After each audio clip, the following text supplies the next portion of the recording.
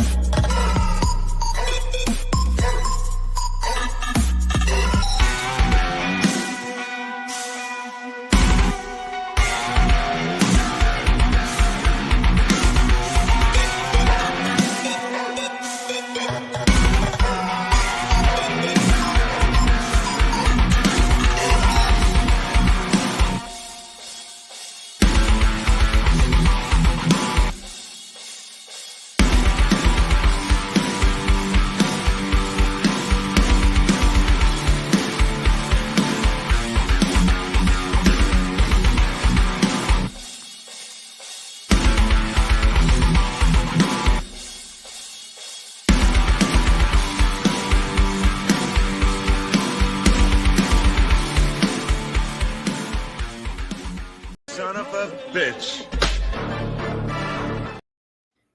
What up? Yes! Welcome. Today our captain is the mighty A.C Pritchard of Pritchard Pub. Kung Fu Week. This week we welcome Mr. D.P. Riley. Yep.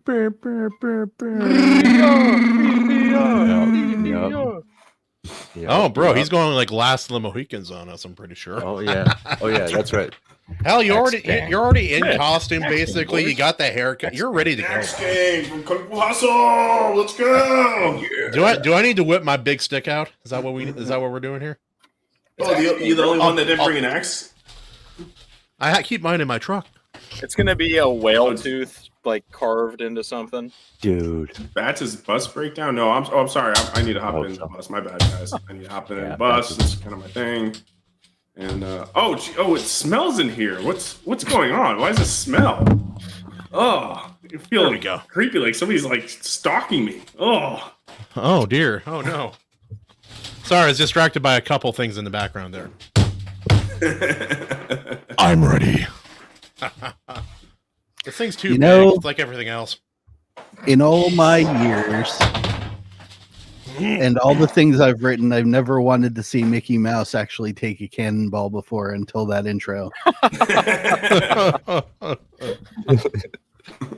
Oh, I prefer the cartoon where Minnie seduces Goofy, and then it turns out it was Mickey the entire time. I love that little cartoon. It's so. I don't know this cartoon. Yeah, it sounds kind of dark. What kind of cartoons you watching? That's like the ones that they had on YouTube for a while, where it was on YouTube Kids, and you just let it play. And started making all that. Minnie, I thought that was the strangest thing, Minnie. Just slipped right in there. I knew you had a penis. Wait. Yeah. So the movie we watched this past week was Kung Fu Hustle. Kung Fu Hustle. It was a fun movie. And it won. You're welcome. You're lucky. I didn't have time to promote and do propaganda for mine. I don't know. Bear in mind, it won. It beat out Beverly Hills Ninja, Samurai Cop, which I watched anyways, and it was awful. It wasn't. That movie awful is wildly bad. Just bad. It wasn't good. There's a couple funny parts, but it was mainly just bad. I disappeared. And then Hidden Tiger, Crouching Small Man. What was the name of that movie? Crouching Tiger. I watched the wrong Crouching one. Small Man. That just sounds like a weird Yeah. He was hiding from the tiger, and he was hiding from the tiger.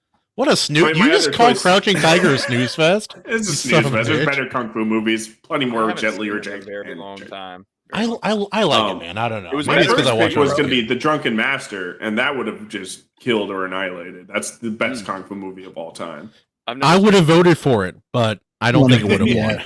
It would not have won. But I was like, hey, Kung Fu Hustle's fun, dude. I love it. It was a wild movie. It would not. It's a movie that would not be made in America. Yeah. Something about the sensibility of that would not happen. Bro, the fucking man boobs and the fake tattoos every time get me. Me too. I love that whole sequence of him trying to bullshit and his way the man boobs jiggling. It's like, man, look tough. Yeah. It's a rewatchable movie. You got the plot synopsis? Yeah, before we dig in, let me hit you with some of the quick facts, as it were. The summary is, in Shanghai, China, in the 1940s, a wannabe gangster aspires to join the notorious Axe Gang, while residents of a housing complex exhibit extraordinary powers in defending their turf. Why did they all have top hats? That's how everybody in China dressed back then, obviously. Directed by the very famous Stephen Chow. Everyone knows old Stevie boy. Starring Stevie Chow, as well as Danny Chan and Yuen Wah. I don't know. That's racist. Right. Pretty close. Right. Yuen Wah. Pretty close enough. They're telling me close enough. Close enough. Okay, close enough. So it was a 7.7 on IMDb. It cost $20 million to make, but it brought in a whopping $104 million. How did it bring in that much money, dude? I'm surprised because that's like one I of those can't believe it brought in that much money, dude. You don't realize it's a gem till the movie afterwards. Is so jank. It's the pinnacle of like absurdist humor. That's what it's going for. But the that's the whole point. Okay, that's important. 2004. I think the fact it came out in 2004. I mean, those kinds of movies, the silly comedies, they were at their peak around that era. so it kind of slipped its way in there. And the entire movie, But, it's a Chinese flick. The version I watched wasn't dubbed; it was just subtitled. So that's another thing. It's important to note whenever you're renting it. Don't make the mistake I did. Get the dub. So that if you're playing on your phone for a minute while they're just talking about story, you don't miss anything like I did. But did you also play it at 2 times speed, Mr. Evely? because I couldn't. It's not DVD, so I couldn't. Daniel, we had this whole conversation recently. It turns out he watches movies at between 1.25 and 2 times speed, and videos, including mine, somehow. And then I discovered something horrifying. If you speed me up, I sound like Ben Shapiro. That's so fucking mad, dude. I think everybody at 2x sounds like Ben Shapiro. Bath salts and a little yeah, sugar. Yeah. We're halfway there, man. Yeah.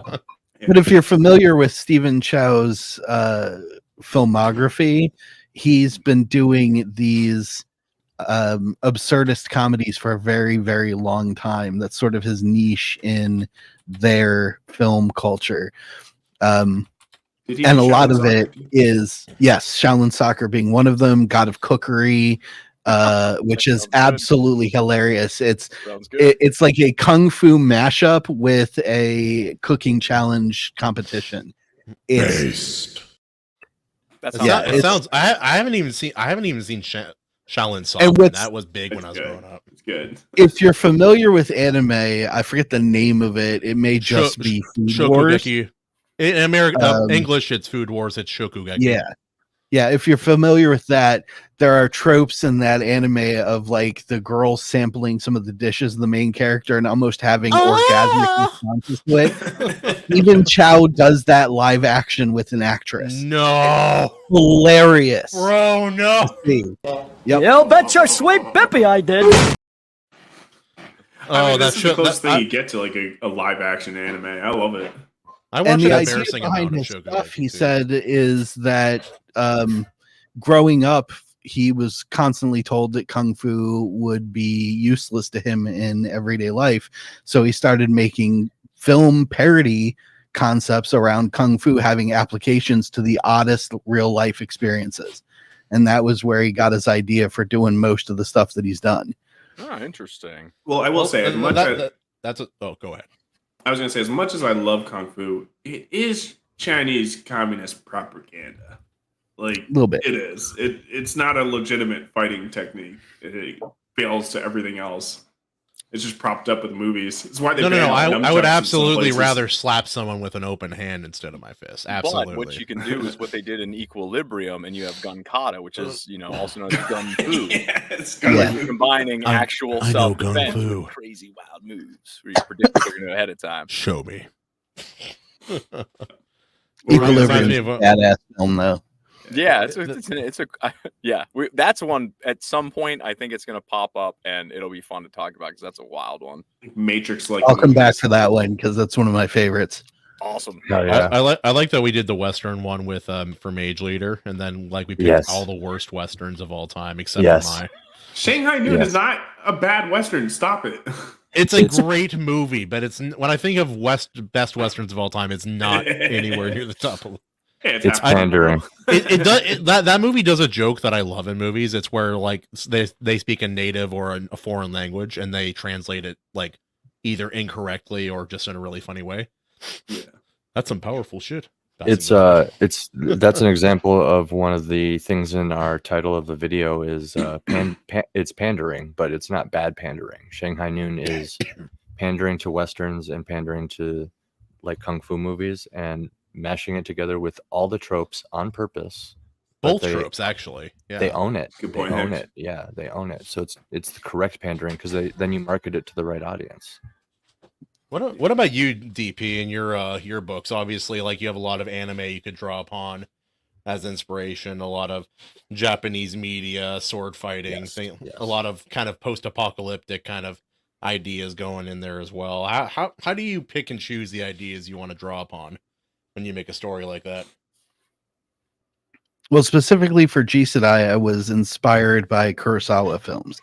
So that was the main vision, I guess you could say, for the concept behind the story. As far as creating that sort of thing, it takes a lot of research. Uh-oh. Takes a lot of research. Yes. It's like whenever I write stuff, I like to add nods, but I don't want the nod to be too obvious. Well, some of it is trying to be accurate to the setting. So I had to do a lot of really odd author researching. Like I would watch Tokyo tour videos that people would put up. So I watched probably 6 hours worth of random people taking video and talking about their trips in Tokyo and the different sections of it in order to get it feels, yeah. Yeah. And I paid more attention to everyone else, like all the people that were milling about, because I wanted to get a sense of how the world worked over there, because I've never actually been there myself. And I lived then there for 2 years, Daniel. I can be an expert for you if you need. Nice. And that was where I got the idea for mentioning the traffic lights. It was just one of those small details. I was like, this is something that Western readers would probably go, huh, I didn't know that. But it's also relevant to their society because it's part of their traffic laws. So it's like a minor detail that just ended up being a good moment. Otherwise, I watched 10 hours of various styles of katana use, bushido, what you would call kenjutsu, yaido, all the katas and such. Yeah, all of those things. And like the different schools they're in order to accurately portray the fights, because being Kurosawa inspired, the sword fighting is a dialogue between the two people in combat. So in order to express Gabriel correctly, I had to know what the hell I was doing. And that's why in the first one and in the second one, there's reference to the names and the descriptions of the stances, because they're all very relevant to how you respond in combat. And in order to show that Gabriel is highly trained, I had to mentally train in these things so that I could express them on paper. Well, I'd say that's pretty important for fight scenes in general, is that like it's part of the storytelling. That's what a lot of people kind of forget. They forget to add that the fight scene isn't just supposed to be explosions and stuff like that. You're supposed to add and wild swings. Yeah, exactly. He uses nano enhanced strength to swing wildly. Can I add off the back of Western Week that the Western gunfights are like, I can see why Shanghai Noon decided to mix kung fu. I mean, if they would have mixed Samurai Ronin with Western, that would have been probably the best thing. Like a Ronin samurai is the Imperial Guard, but Jackie Chan knows kung fu, so it's like, okay, I get it. And he did not know English when they filmed that movie as well, which is fun. Lit. That's sick. Yeah. That's sick. Well, he's always struggled with English. The gunfights, though, that it has the storytelling, just like the sword fights. That's what I was saying. Mm-hmm. People take their positions, they take their stance, they exchange dialogue, and then they set off. It's great. How hard is it to you do all these hours of research and you have the fight scene in your head and then be like, okay, I watched this with my eyes, and now how in the heck do I communicate this on the page in a way that comes across clearly to the reader? And I think your books do a really good job of that. Whenever I was reading it, thank you. I didn't stumble really anywhere. I was like, okay, I think I kind of get exactly what's going on, even though I'm not as familiar with all the lingo and such. But is that process? Is it a lot of like you write it, you give it to somebody and they're like, what's happening? Or what's that like? It required a lot of daydreaming. My process for it was watching those videos and getting as familiar with how the person moves, the weapon moves in response to the opponent's move, and so on and so forth. And then I spent a lot of time just sitting there daydreaming about it, just running through it, almost like practicing choreography for film. But it was in my head. The characters were just going over the moves constantly, back and forth in my brain all day long. And I would go, okay, no, that doesn't work. So if he comes from this stance, okay, that works better, and then I'd adjust. That's kind of funny. I'm picturing this battle and it's all heated, and you walk in like, guys, hold on. Yeah. Question. Do Let's you go make back to your marks. Let's try it again, but this time, can you do a spin instead of? I do the same thing, Right. Emily. I picture the whole thing in my head. It's great. Do you make cringy sound effects to yourself a little bit when you imagine it? Because that's what I do. I see your sword is as big as mine. So is it my poor daughter is subject to my insanity on an almost 24/7 basis, which is where I'll wander through the living room to the kitchen to get a snack, and I make noises and my head moves in various directions because I'm purely focused on what's going on in here. And she's like, "Are you planning a story?" And I go, "Oh yeah." And she's okay. Yeah. And then I'll start telling her about it while I'm making my snack, and she just, dutifully endures. Yeah, I mean, besides the fact that I am retarded, I do twitch like a retard, just like, like. Well, like that was me playing games as a kid. I'd always do the sound effects. And one day my brother looked over, the game makes fucking noise, right? I'm like, yeah, I know, you're right.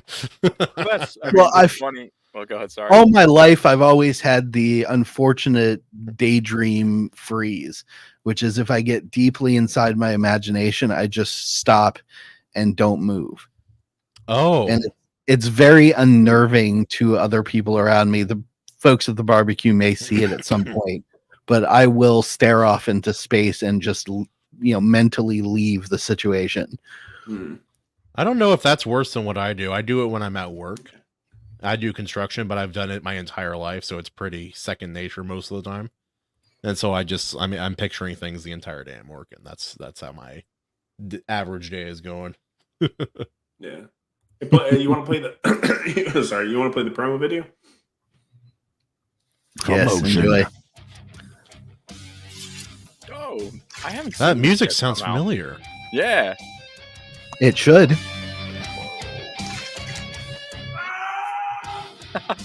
I do love how angry, like, what was that Holy Eight member's name again? I can't remember it. Not him, the next one, but some of the fighters are so emotional, and he's just so chill about everything.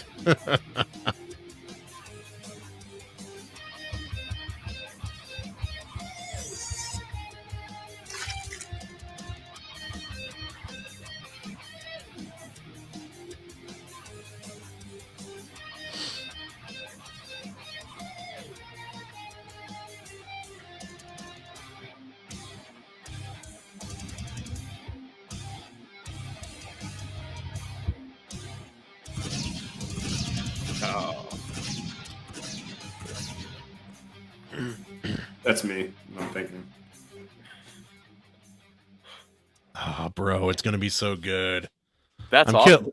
The first one was shorter than I anticipated, so I'm curious where the second issue is gonna lead up, like end off on. I'm kind of curious. Yeah, the first. Well, the second issue is that almost the same as we were talking about backstage. It's finally getting into more of the lore, and especially because this is the introduction of Michael to the story, the second archangel of the Suzakushin Holy Eight.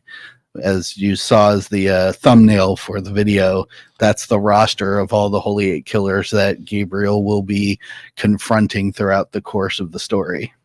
I do love how different they all are, both visually and on the page as well. It makes it feel like a boss fight every time one shows up. That was what I was going for. Except there is one thing though. It feels like Gabriel's the boss fight that they're encountering. Yes. Yeah. Yep. And if you get through book 2, you'll understand why. There's a lot more information, and it's finally understand what it is that made Gabriel capable of doing this in the first place, and the unfortunate consequences therein. Oh no. I'm already putting some pieces together, but it's still, I'm like, this almost feels unfair, like to have such a based individual be this well trained. Well, that's the thing. He's not really a based individual at first. He's growing into it. Based. Originally, his whole concept was attack dog. His purpose was to kill on command and then go home and wait for the next kill order. That's it. That was his whole life. Well, I think it's some great character work because he has kind of the two sides. He has the very visual, like kind of public way people see him, and he's maybe the most robotic amongst the Holy Eight. Correct. But he also has a deep-seated care as well, which leads to the whole confrontation within the, main storyline of the first book. Yep. And the reason I set up issue number 1 the way I did was Gabriel fighting Curio was to show what he has been like up until the point where he meets Hannah. And then throughout the rest of the story, you see a growth of personality, who he really is deep down underneath all of the training, indoctrination, almost hypnotizing that Genbu, the master of the Holy Eight, put him through in his childhood. Underneath all of that, he really has the heart of a true samurai of the old world, where duty is metered by moral consciousness. Mm-hmm. He knows what's right, and now he knows that he can act in a righteous fashion. Well, that's a thing too. I was worried when I first started reading the story. I hear about the Holy Eight. I'm like, I was worried that these guys were kind of gonna all feel like Agent 47 a little bit, like just faceless, almost interchange. No, they are not even close to interchangeable. Yeah, that's one thing that each of them has their own very unique personality. Yes, a lot of the bad guys, you feel for them. You see the situation. It's like, man, this sort of sucks. And with Gabriel, I think the dynamic, especially in the second book, between him and Hana, it's Hana, right? Not Hannah. Or is it Hana? It's technically Hana, but I call her Hannah because it's easier. Gotcha. The full name is Kawarita Hana, which is the broken flower. But I just call her Hannah. Every time you're on these streams, I'm like, how do you pronounce this word in this book? I don't even know what it said. And it's like not that important. Oh, I walked into doing this whole thing expecting to have to explain how things sound. Don't worry about it. But between Gabriel and Hana, I think there's an interesting dynamic with the way they're changing as people, with a little bit more room to breathe compared to some of the stuff from the first book, and that back and forth and seeing how they change is pretty interesting. So I especially love that line where Hannah looks over at Gabriel and says, "Muchas gracias, Gabriel."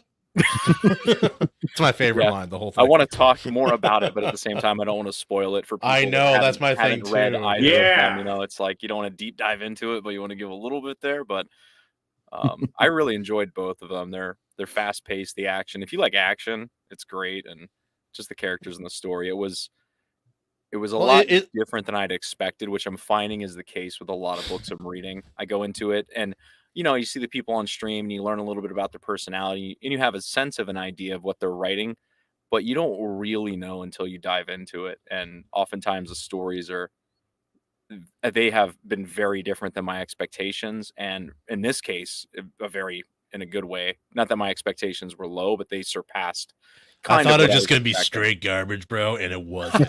I thought it was going to be what I expected, and I think, Kahuna, you were saying the same thing. You're like, oh, okay, are they doing this? And then all of a sudden, it's like, oh, it's not just that. There's way more depth and flavor to this than what I had assumed would have been the case. Well, the story knows what it is, and it just focuses on doing that very well. Too many books I've seen, especially from like kind of beginning authors or comic books, especially, are worse for this. They're trying to do everything and therefore accomplish very little substantive kind of core story there. Yeah, that's what I learned, because G Sedai and G Sedai 2 are my fourth and sixth written and published novels that I've ever done. So I learned a lot from doing my little unsung fantasy trilogy, and then applied all of that to tightening the script for G Sedai 1. Then I wrote Legacy of Heroes and came back to do G Sedai 2. And after Legacy of Heroes, I had a better understanding of the interpersonal dialogue between characters and how to not get lost in the weeds. And I applied that to doing G Sedai 2 because it needed more lore meat, for people to really sink their teeth into after the first one being such a tight narrative.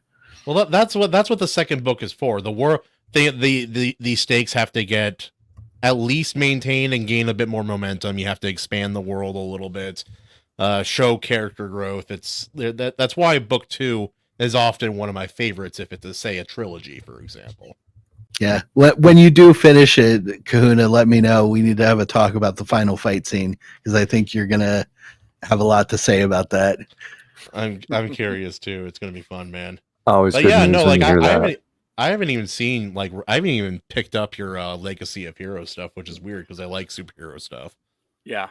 But yeah, no, I'm curious. I get the most well. interesting reviews about Legacy of Heroes. I was telling them about Royce. One reviewer wrote that they absolutely loved the characters and thought they were incredibly intricate and their interpersonal struggles were fascinating, but the book overall wasn't great because it was a typical superhero story. I like, okay, what? This was incredible.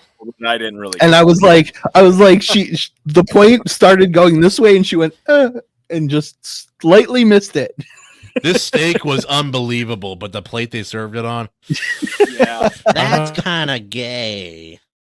The piece of parsley was it was a little bit too small. There weren't enough leaves. There wasn't enough green shit in my butter. I'm done. I'm out. Well, in terms of like, if people are new to you, if you don't know Daniel P. Riley, I'm sure most of our audience does, but if you don't, where do you want people to jump in with your body of work? Do you want them to start with G Sedai? Do you want them to start with Tales of Halcyon, or do you want them to do Legacy Heroes, just whatever interests them? Yeah. Or I wouldn't. What part of the body should they touch? Whatever you want. No. Whoa. Anyway. Yeah, exactly. I want people to enjoy because I'm not a genre writer. I'm a imagination writer. I just find what I want to tell a story about, and then I put it out there in the world. So I just want people to grab what they like off the plate, Gotcha. So Sweet. With G Sedai, obviously it is the first one is a novel. The second one, I don't know if novella. This one is more pages than this one. You can see the thickness difference there between one. Yeah, the first one is a novella. The second one is just big enough to be considered a novel by page count. Switches over at like 50 or 60,000 words. You guys can see like the way the pages are spaced out. It's not packed, margin to margin with size 2 font or what have you. It is a quick read for being a thicker book. In terms of these books, though, how many books do you have planned versus how many comics are you planning? This is going to blow your mind. Okay, so G Sedai, yes. The G Sedai story in its entirety is made up of 3 book arcs. There are 6 arcs. So there will be 18 novella or just small novels to read before the story comes to its complete conclusion. And the comics, there will be 6 comics per book. Oh, wow. Okay. So that was more. They had the heart of what I was. Got a lot of work for you, huh? Wow. At the end a lot of of ambition, man. It's great. At the end of each 6 comic arc, I will be compiling them all into a full graphic omnibus to sell as well. So once we're done with Just Die 3, that's book 1, huh? Sorry. After the third comic, that's like book 1 is done in the comics. No, they're 6. Number 6 will be the final part of the comic. So the goal with comics is 108 total. If I did the math right on that. Yes, indeed. That's awesome, man. That'd be sick, dude. That'll last. You're doing this till you die. As long as you guys and everybody out there likes it enough to keep supporting it, so that I can not have to shell out my unfortunate hard-earned personal funds to keep the comic going, it'll keep going. But if interest tapers off by the end of issue number 6 and I'm not making my funding goals, I'll just stop there and work on something else. I'm not afraid of pivoting, but I want to at least finish the run. And speaking of which, in terms of funding, with the first book, you got funding from a source. Somebody caught attention of your project and liked it enough to back it. And whoa! Don't mention them. Don't mention them. Oh no! I've heard he's evil and he doesn't support the other indies. Yeah, it's going crazy back here, man. Come on. I was gonna say, in order to adapt my 150,000 word novel, I just did the math. It would be like over 1,000 pages of sequential art, just based on like what I know about what I'm doing with my own campaign and stuff after that whole process. So it's serious stuff. Yeah. I like the idea of just having a comic just for advertising purposes. It's so much more. It's not so much for. Yeah, it's not so much for advertising purposes per se. It's because I wanted to get as many people interested in the story itself. So I'm offering it in different media forms. That's what I meant. Yeah, but it's not really like a marketing strategy of mine. It's just, hey, I think comic book fans and manga fans will enjoy the story. And, if I'm lucky, someone who loves comics but doesn't like to read so much might want to go read the books at some point and get into that. So plus there's always the added goal of extra funding from the campaigns going into my G-Sedai coffer for animation pitch videos, which is another goal of mine to try to either an animated film or series. This series was meant to be animated or done. Yeah. Like reading it, I'm like, this is a movie. Like, because I'd love to go visit Japan at some point too. I follow a lot of people who live there and work there, and I'm like, as I was reading the first one for the first time, I was like, I'm there, dude. I've seen enough like stuff. This feels like, I felt transported, man. And there are a lot of books out there, but even a lot of good books that don't really do that well. So that was maybe the most initially impressive thing about it. Well, I'll be back in this because I backed the first one. I enjoyed it, as my review said, and I'll be once I remember, probably tomorrow. But what I like about your book right now, in duality with my book, right? Because like with people that read my book, it's for people who want to like edge at dawn. But if they're reading your book, they're gonna jizz a day. He's had that joke for like a week, dude. Yeah, holding that joke in, huh? Daniel on here. Oh no! And he never came back. You feel better now that you got that out of your system. Yeah. I've been waiting like 20 minutes, just like, all right, when's the right moment? He's a Marine. He only has like three or four thoughts every week. That was one of them. He's like, I'm holding on to this one. Now, I want to ask, with G-Sedai, you're obviously very ambitious with that in terms of the scope of the books you want to write, in terms of the comics you want to make, and then eventually the animation. Do you have similar aspirations for your other IPs? In 20 years, when G-Sedai is finally wrapped up, you finally get to your 108 and your comics, and then you're like, okay, what's next? Will you go back, or are you more interested in? If he does 108 comics, he's going to animation straight, dude. It's gonna be great. Awesome. Well, I think we should. All of them really have the potential to go in various media directions, and I plan to. I'm already storyboarding some Legacy Hero stuff for comics, and I write constantly, as most of you who follow me on X know, and watch the Freelancer on Sundays.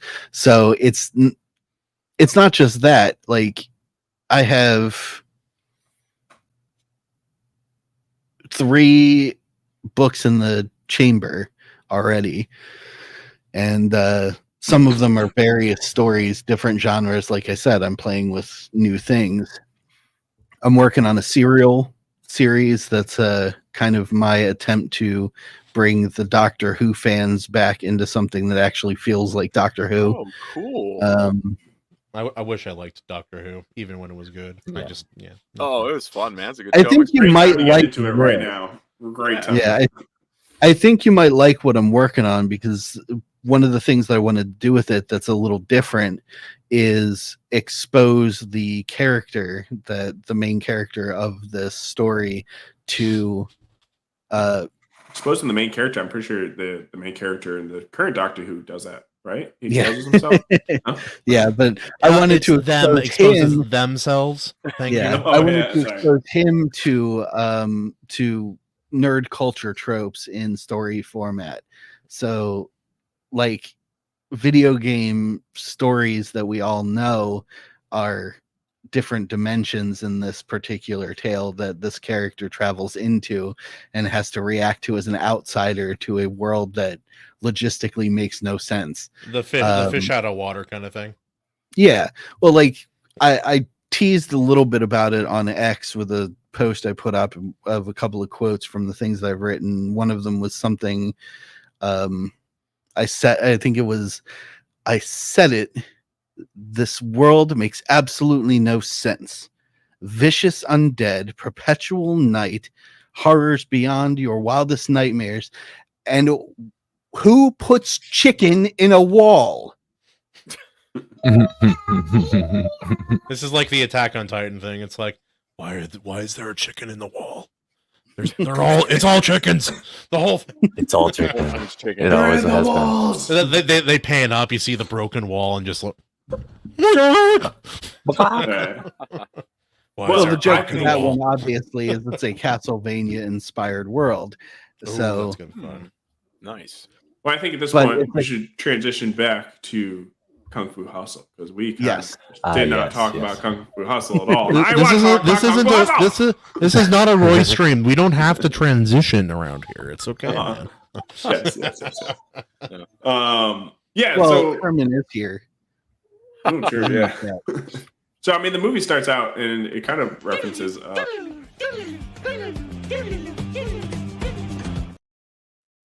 I was waiting for it. It references westerns, and it kind of makes me think about like our conversation last week with Major Leader when he talked about like kung fu or Japanese movies being influenced by westerns. Yeah, there's a lot of influence from westerns into Eastern culture. It kind of, but so yeah, we start with the main character. No, we don't. We start with the Axe Gang and kind of get a taste of who they are. Is the Axe Gang. Yeah. Yep. When does the main character come in next? He kind of like he doesn't. He's not like the protagonist kind of at first, or at least you kind of don't really. He comes in and starts a fight. Basically, gets his ass kicked, and then it looks bad on the actual Axe Gang, and then they come in and get their asses kicked, and then it goes on from there. Well, we're like introduced to like the poor like city block and like the kind of the people living there, and there's just this community, and every third person is a kung fu master. I will say we got the guy's ass hanging out the entire show. Well, I didn't realize it was the same guy. It was a repeating visual. No, it was the same guy every single time. The dude with his shorts hanging down is the barber in the Look Tough scene with big wee man boobs that we talked about in the beginning of the show. And he is, according to Stephen Chow, he's a representation of what people are actually like in the lower income areas at that time. They're just like, don't give a shit, walking around with all of their stuff hanging out until they start their day. I believe that. I've been in places like that, and it's not. He's not wrong, man. I grew up in Tacoma. You saw a lot of that shit. Which is also why the landlady is always in curlers and the big. She's my favorite character in anything ever. She's the best. Really? Yeah. I was gonna say the characterization in this film is awesome. It's so over the top and exaggerated, but also it fits perfectly at the same time. And the wardrobe of it, and man, the different outfits and the variety and the looks that people have, I think was great. It was really well done. Before we continue, we should go around and each of us choose a kung fu master. I choose Stick Guy. Stick Guy? Stick Guy. Oh. Yeah, Stick Guy. The guy with the eight staff, whatever the... He's the most master otherworldly. school was called in the the staffs. movie. In the movie, Yeah. I thought you meant The general. I was When going he to pick. when he I was showed gonna up, pick a whole the dust blue storm guy came with from, him. I like the Iron Fist guy with the cubs. that, like Honestly, the shower beast, rings. The fairy. Yes. the beast, just the beast for me, man. Man. He's the closest to how I used to fight in real life, man. Just like, I'm not very refined, but I'll still kick your ass. Yeah. My, Emily, what? my favorite, and I mean, shocker, the two dudes that show up and they have The I musician. wrote down how to say the word. I wrote it down here somewhere. I'm gonna get it wrong. Gojung? I think it's called Hojung. They're Dark Souls boss. Hojung? They were like Something a Dark that. Souls boss. Very Those close. dudes, Yeah. yes, reminded they me of. show up and they kneel and not on a bench. They just like sit on their own leg crossed, and then they sit down. That gojung or whatever is that stringed instrument, and they start Music firing lovers. off these invincible, That's so sick. Swords. So sick. Yeah. That's wild. And then they like It was get an up and like anime. dodge it, and The then they whole set it thing. back up and keep like shooting at those guys. that was like a fight scene was scene. wild.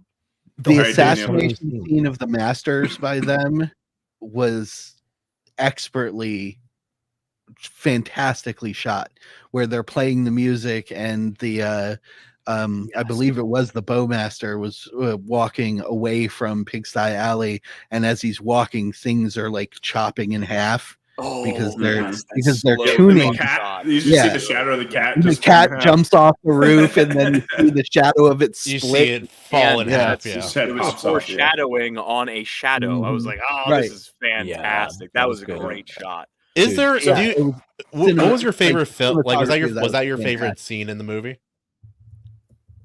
Who? Oh, anyone, I guess. I was The just whole asking. movie is my favorite scene. I think I like where they're trying to throw the knife. That might be my It just favorite keeps scene. bouncing off and hitting him. He just like he gets around the corner, so there's no way it could bounce off and hit him. Goes to swing back and stabs him. Leaves the knife. So- Throws the handle. The Perfect. two main With the- characters are sneaking The in on slapstick this is great. lady, and they're trying to like snipe her with a throwing knife from a distance. For people who haven't seen it, and the one friend is trying to throw the knife, and every time he goes to throw it, it doesn't go even anywhere near the lady. Instead, he throws it right at his friend and like hits him in the shoulder. And they're trying to be quiet. It's like he's like, oh, and he like the scene where he takes the knife out and then he puts it back in. Oh man, So yeah. I'll get into symbolism. Even Tao's character discussion looks later at about him the like, snakes. "Why would you do that?"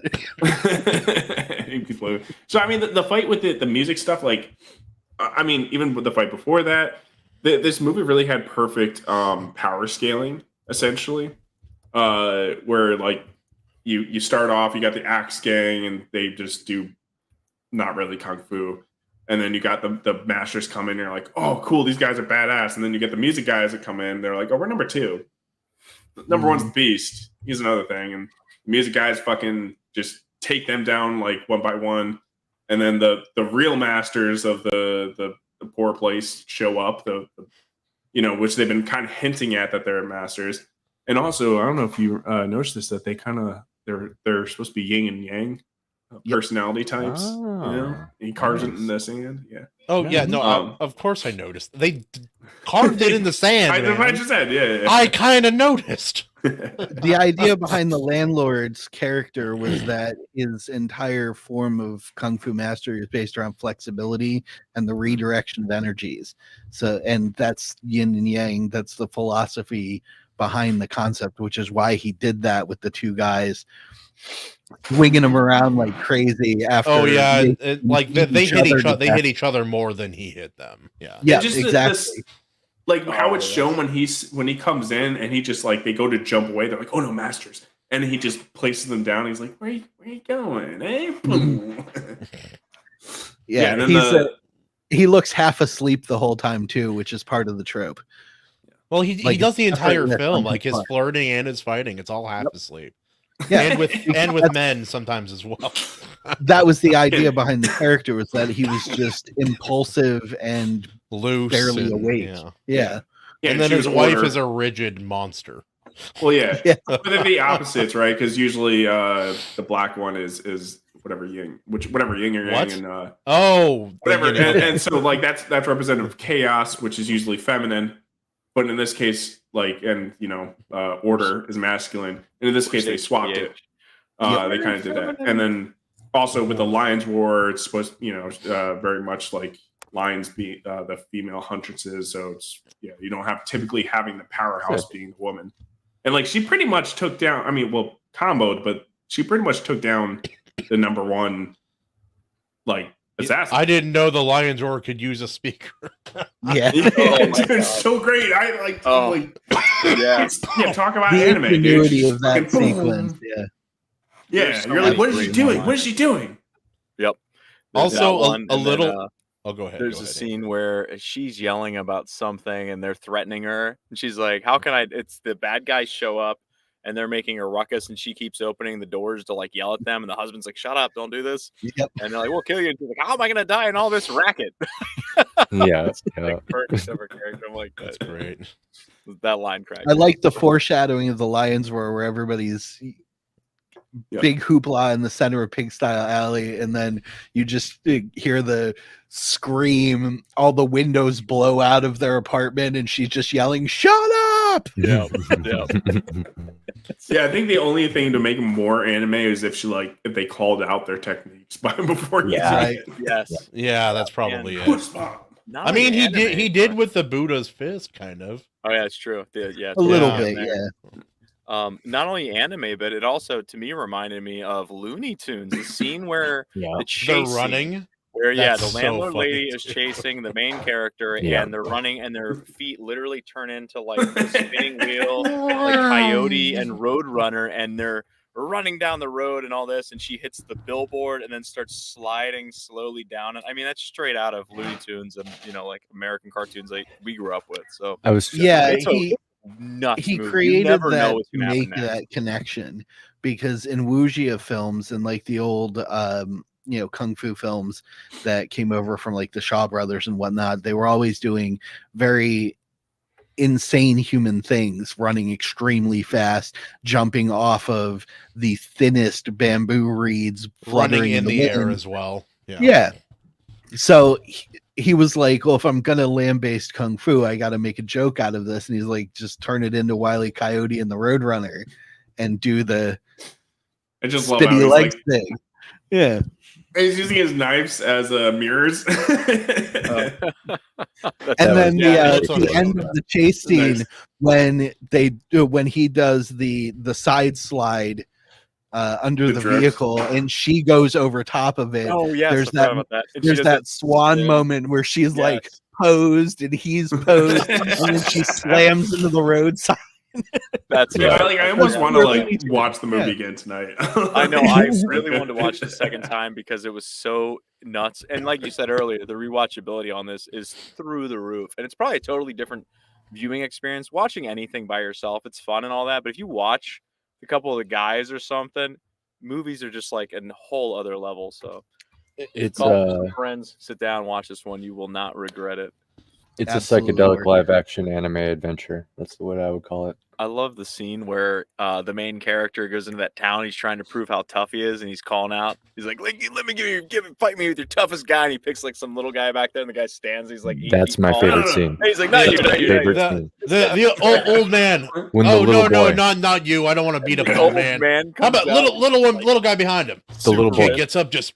The little kid gets up. He's also has the body of this like super strong man. Yeah. Oh man, that's my favorite scene. That's my favorite. Nobody wants to fight me. I see how it is. Nobody wants to fight me. I put that clip in my kung fu promotion video for Iron Age Legends with Timo Burnham. I'm like I was putting together like that was such a fun video to put together too, because like Kung Fu Hustle, Kung Pao, I don't think I need much else, but I found some karate chick screaming on the internet. I added that, it's just one other scene that I love in this is when the Axe gang is calling for backup, and they launch the firework into the air, which makes sense. Chinese film, Chinese fireworks. It puts a big axe in the sky. It couldn't just be a flare like a normal flare. It's like nothing in this new movie is like that. Every scene is an opportunity to do something funny like that. They take advantage. When the guy he's hiding, he like falls down, he's laid out and the plant's on his head, and he's trying to put the dirt like he's hiding in the plant.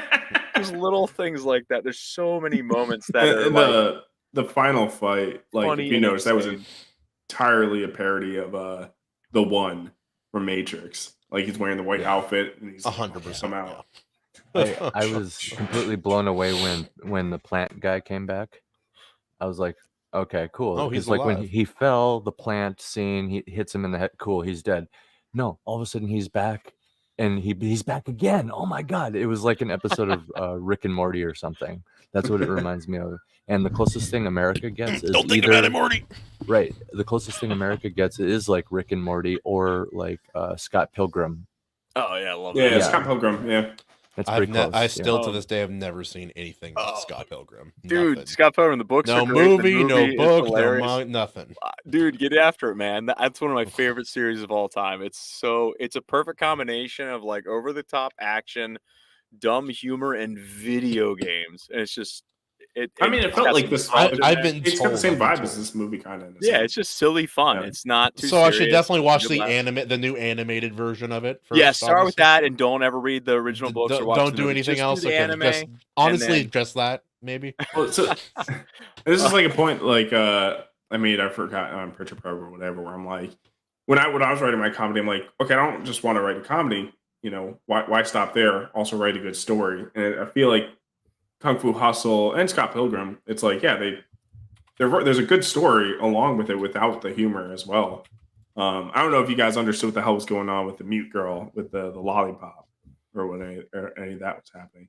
That's a bunch of symbolism that was happening there. It was very much. it was so direct. Mythology, though. you could say. Mm-hmm. I love how he's acting all tough after he robs a deaf girl I or know. a mute deaf Well, girl. So That's the whole point. I go know ahead, it's yeah, it's I'll get it, back to it this, was go so bad. It was When he runs into her again, that was actually impactful. Like it was super refreshing to see a good movie. So the lollipop is supposed to be representative of his innocence, his childhood. Yup. So And and that it was shattered, like she held yeah. on to it Still like the whole innocent. time. Yeah. Yep. Good And catch. the though. fact that he tried to be a hero when he was a child and got the crap kicked out of him and then peed on for trying to defend that girl who turned out to be the deaf girl that ran the little candy stand. That was the whole point. The entire romance was done in symbolism between the two of them. He was denying who he really was to the one person who believed in him when that was all he wanted was someone to believe in him. And it hurt him. It hurt him every time he was denying who he was. But yeah, and then again with the snakes, the symbolism in that, when he gets bitten by the snake, that's also once he starts to like unleash his strength because it's like they shed their skin. So that's like part of it, symbolism there. And poison. Poison Wow. slowly Yeah. withers You things. Yeah. guys with your symbology. Yeah. It's all over the place. The man. word It's you're all over looking the place. for, sir, is symbolism. There it is. Symbolism. actually it's symbology. No. Greenlee. He said the thing. Here's a question. What is the Said the thing. symbolism? The symbolism The behind whenever symbolism. they're riding the tram or the bus or whatever it is, and the main character starts attacking the guy with the golden The- glasses. The four eyes. Yeah. Well, He'd remember slam he their said head he was using repeatedly. snake technique. And then Yeah. the fat guy barks at him. It's like, what is happening? And then he Yeah, starts slamming dude. both their heads. When he barked at him, psychedelic. oh my god, Oh, this movie, shit. man, Oh, this movie shit. is. If you haven't seen, I can't emphasize enough how insane this movie is. And actually, speaking of how insane it is, I didn't know it was rated R. I'm watching it. I'm like sitting back, like, all right, let's watch this. And within like the first 5 minutes, they throw that axe and cut the guy's leg off at the knee. I was like, holy crap! It was, Yeah. the violence. Is that was, the only thing that got it rated R? No, there was a couple. Sure. scenes most that were of the pretty- beasts battle sequences and the fact that the barber was showing his ass were the reason why Oh, it was rated yeah. Oh, come Rated on. R for that ass. Are you serious? Come on, where's the boobies? Where's the Where's- boobies? Yeah, it surprised me. It was a little bit more violent than I had thought because I just purchased Shaolin Soccer recently. I'm like, I remember movies like goofy, silly fun. I started watching. Excuse me? Shaolin. Excuse me? I love Shaolin. Shaolin Soccer. I love Shaolin Soccer. Shaolin Soccer. It's my favorite. Shaolin dude. Yeah. Soccer. Yeah. Oh man, but the scene with that guy slamming his head and the guy heavily barks at him. butcher cracked of me up. words. No, he's got nothing on Billy Bob. Give Billy Bob even English words, and he takes it around the back with a shotgun every single time, dude. So, is it safe to say everybody liked it? Oh yeah. Oh, yeah. Okay. One of my all Let's right. go play it. It floats. Play It it. floats. Big boy. I'd watch it.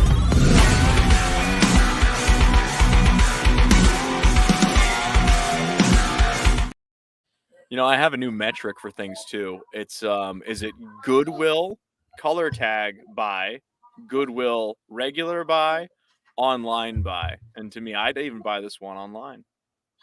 I'd spend upwards of $10 on this one. All of $10. No. I like it, but I don't love it. I think okay. Wait. So Iron Age Media is saying Shaolin Soccer is better. Well, he's heard better than Kung Fu Hustle. Oh, Shaolin Soccer. Shaolin Soccer is more serious. That's the difference between the two. Kung Fu Hustle is a screwball comedy. Shaolin Soccer is a legitimate story comedy laced into it, as most of Stephen Chow's work is. Yeah. I don't know. Maybe it's more soccer based, less kung fu. I don't know. There was a nod to Shaolin Soccer in the scene before the main character and his fat counterpart reach Pigsty Alley with the kids playing soccer in the field. He stops it and then stomps on the ball and deflates it. That was intentional in order to say this is not like Shaolin Soccer. That was I did love that scene because as soon as the kid he stopped the ball and the kids were like, "Oh, you're gonna give it back," I'm like, "No, absolutely not." Slam! I'm like, "Yeah, there it is, there it is." Yep. He wanted to show the main character wasn't cool, wasn't a good guy at the time, and he also wanted to make sure the audience understood that this movie was not like Shaolin Soccer, because Shaolin Soccer was a hit over there. People loved it. Yeah, no. Go ahead. I'll jump in. I guess I could talk. I have so many other notes on this movie. I have a question. There's a movie I never saw that I think was sort of supposed to be the same flavor. Kung Pao, Enter the something. That movie is funnier. I think it's somebody else though. That movie is pretty great. It's pretty great. Cringe down there from I love that movie, dude. Yeah, it's not good. My friends that's just straight comedy. School, but it's not the same thing. What is not. I do like it better. Is intended to be a complete satire. Yes. Kung Fu Hustle is just a screwball comedy with Kung Fu as a dressing. Yeah. The two are very different styles of delivery, because Kung Pao is intentionally making fun of wuxia films. And every Bruce Lee and Kung Fu film ever made. The sounds, the bad lip dubbing as well. Dude, I love that movie. The beaver chucks. the cow milk shooting Matrix scene for anyone who hasn't seen it. Oh, no, I haven't seen it. My friends loved it in high school, and I was like, "This looks dumb. I'm so intelligent and above you guys." And now I'm like, "Bro, I'm like an intellectual. I'm gonna go play hockey." Yeah. It's extremely dumb, but it has some great laugh moments. Okay, I'm sold. Hey, if I can find it for $1.29, I mean, not lose there. I love that scene. Like she looks at his hand. She's like, "Does it hurt?" No. Then she starts putting hot sauce and salt and mercury on it. It's like, how about now? Eventually, it does. I love that movie, dude. It's so fucking dumb. Actually, let's do a test. Who has seen Kung Pao as well? Been a while. Okay. No, everybody but me. All right. Kung Pao versus Kung Fu Hustle. Which one? Kung Fu Hustle.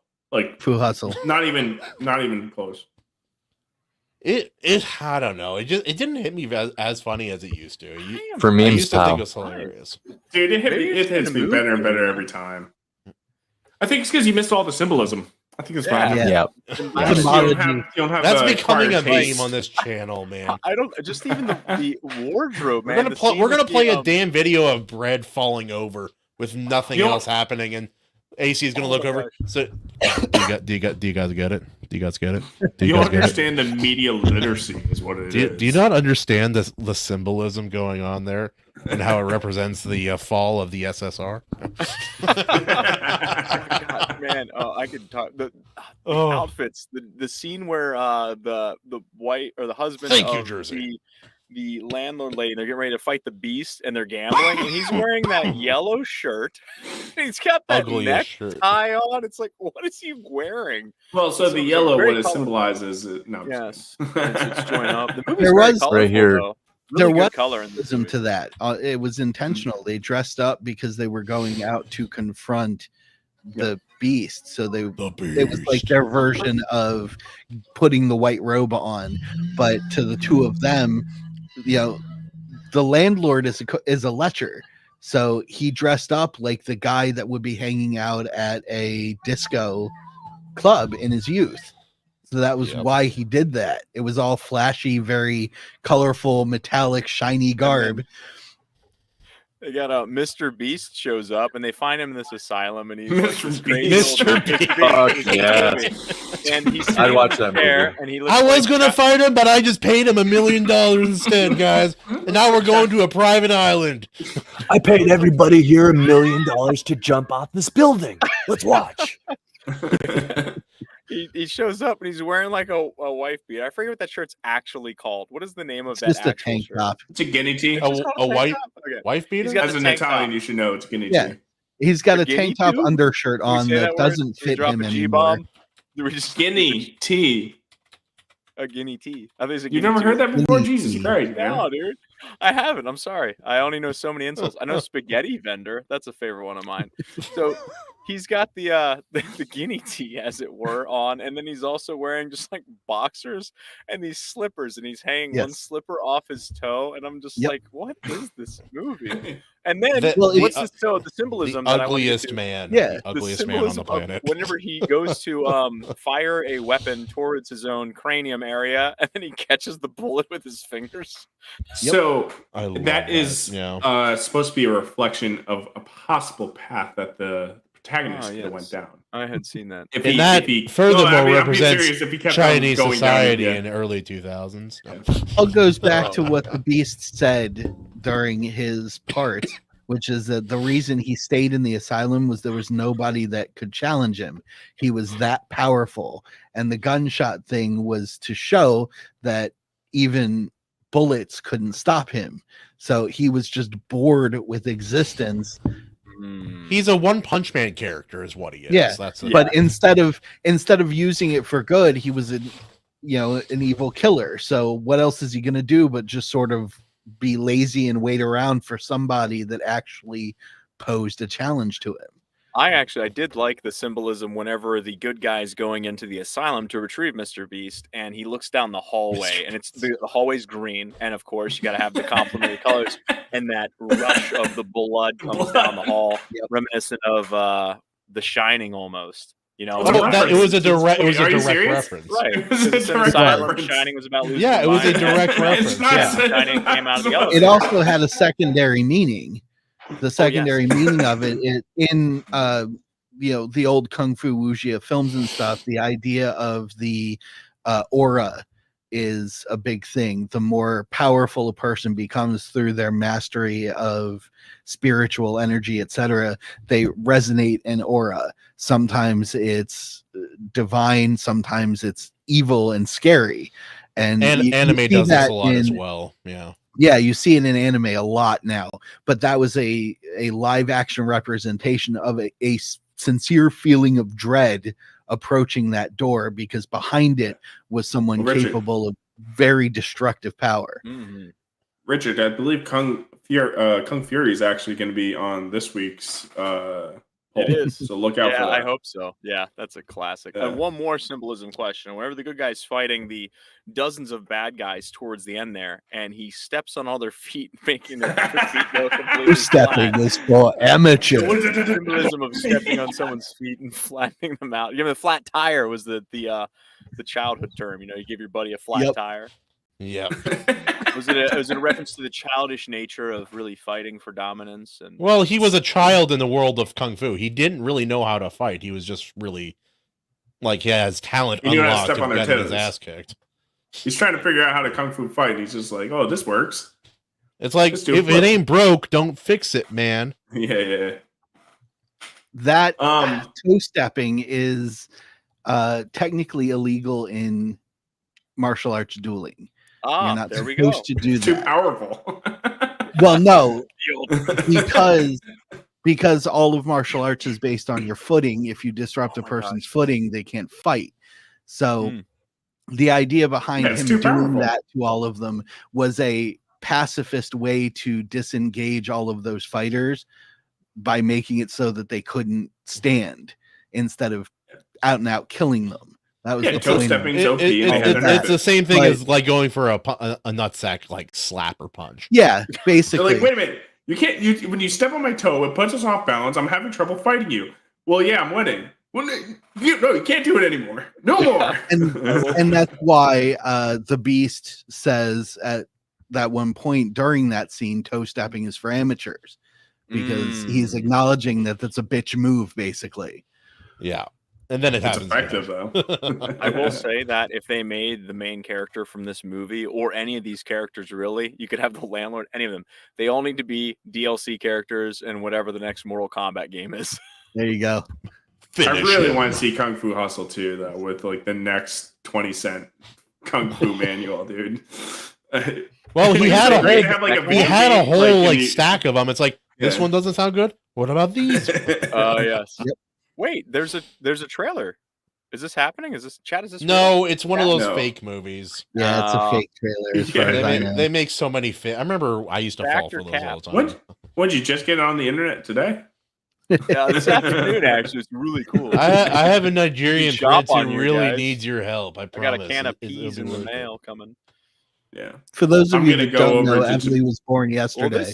this is on Reddit. Reddit's a reliable source, right, Chad? Yeah, I'm going to go over to China right now, become a kung fu master with the toe stepping technique. China. Yep. It's like I wish I had that particular clip from a Frequency stream, because he always plays. It's like it's the most erotic like clip of someone saying China I've ever heard. I don't know. What she said.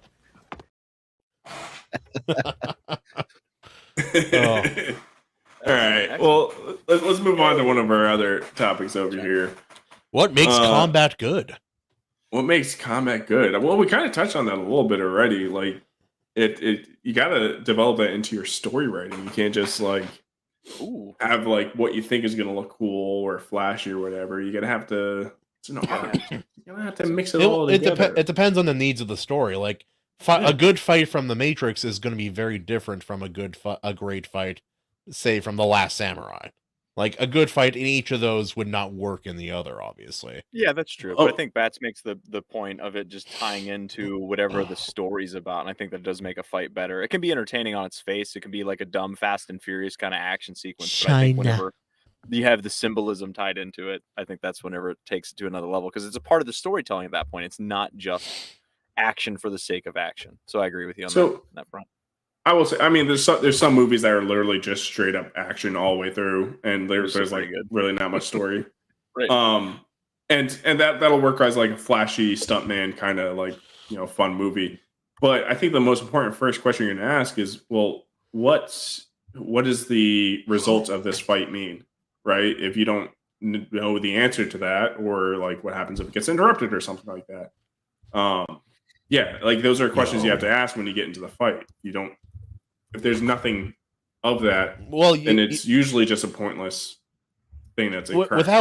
Without character, without reasons, without character interaction, without good dialogue, without a good build up, it's just spectacle. If it's a good fight, like look at one of my favorite fight scenes in any movie, like, or I'll say like scenes of conflict. The throne room scene from Return of the Jedi, one of my favorite movies of all time. I love that movie. That fight, as good as it is, even on screen and such, it would not, without all of the background and what was at stake and all of the build up and all of the character choices and kind of moments of very important decision that came in that fight, it wouldn't have the meaning that it does just based on spectacle alone. Concur. Yeah. Battsauce comes in. I agree. Epic. The Born Identity. Born Delicacy. I've never seen any of them. Good fighting. That's my thought. Good fighting. Yeah, Couldn't it's really- a little hard to see who's who at the time, though. It's like two guys in a white T-shirt and a black leather jacket. That is fighting, and there's a blue shaky filter cam over it, done and they're like, well, "Fuck." though. Yeah. That shaky cam done well. It inspired 900 other action movies for the next 10 years that didn't know how to use shaky cam properly. and they just did it because they thought that that's what made the movie good. It wasn't. They used it well, and I'm so like I love that series, but I hate what they did to the action franchise, action movies after that. Yeah, it was a good like 5 years of shaky cam. That was fucking rough. Yeah. You guys remember Taken 3? No, I saw they have him go crawl up a big gate like a fence and try to go over, and they have to change camera angles like 15 times because he's an old fucking man, and they're trying to make him crawl over a really tall fence. Yeah, have you ever seen the alternative one? It's called. She comes up to him. She's like, "Dad, I'm going to Europe," and he's just like, "No." And it's called Not Taken. The movie's about a minute long. No, I always thought I always thought there was a missed opportunity with the second one. It could have been taken again, and they didn't do it. How about Taken 2, The Streets? So I mean, you mentioned Return of the Jedi. Second there. He was like, "What?" Oh. Yeah, that's how the world reacted to Step Up 2 as well. So as their favorite fight, right?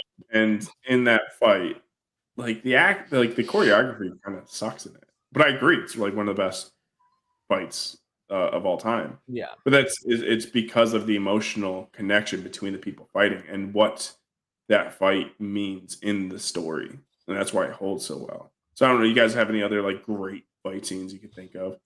Hundreds, but yes, yeah. Go ahead, Kahuna.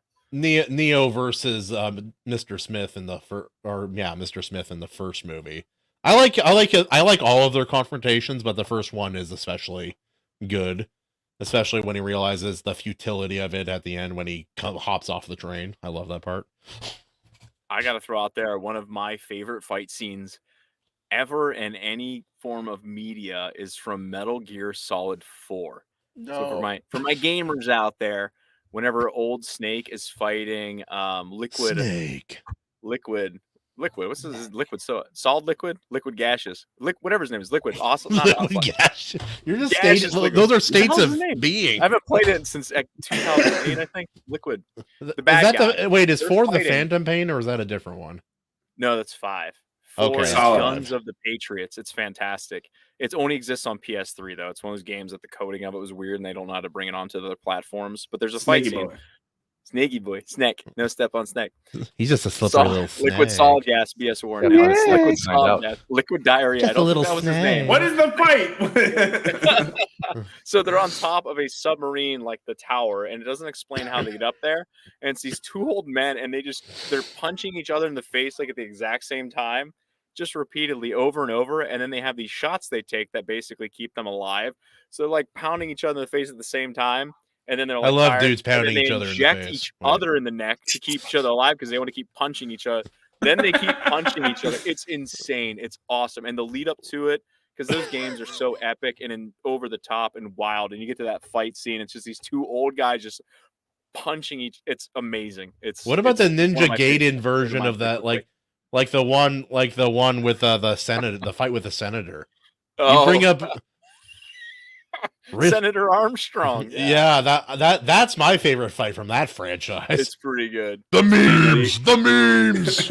Daniel, you got one you can think of? Oh, hundreds of really great fight scenes. Oh, geez. My go-to is like anything from Yu Yu Hakusho for the Dark Tournament. Particularly the one where they do the knife fight. They heal and they're just like, this is a man fight. What are they doing? Why are they? You wouldn't understand what men do. This is what men do. Yeah, anything from Yu Yu Hakusho is great. The really old Ninja Scroll had some epic. Ooh, yes. What I like Ninja Scroll, but when I think of like animated sword fights, I think of Sword of the Stranger. That fight at the end of that movie is incredible, dude. Yep. I gotta fight the opening. But for live action stuff, What do you got, AC? What do you got? Oh, the opening duel in Troy where Brad Pitt just takes down Immortan Joe's son. That's not a fight. That's an execution. It takes out Immortan Joe's son. That'd be a crossover. Yeah, it is. Well, Troy's a great one though, with the fight between Troy and not Troy. Let us make a pact that whoever wins this fight we'll return the body to their families. Yep. Yeah, And they will get all the proper burial honors. There are no agreements between lions and men. I love that. Yeah. The fight between Achilles and Paris's brother or something like that. Hector, senor. Hector. There's a great emotional connection between them. You know, he's doing something for his brother that, like, you know, his brother should really be out there, but you know, they probably you're not going to win. Yeah. It also leads to one of my favorite scenes in cinema. Period. Is after that, and it always all bleeds into one another. Like, I really like they did a really good job putting that in. If you had to condense that story of Troy into a single film, I don't think you're going to do much better than that film. I really liked what they did with that film.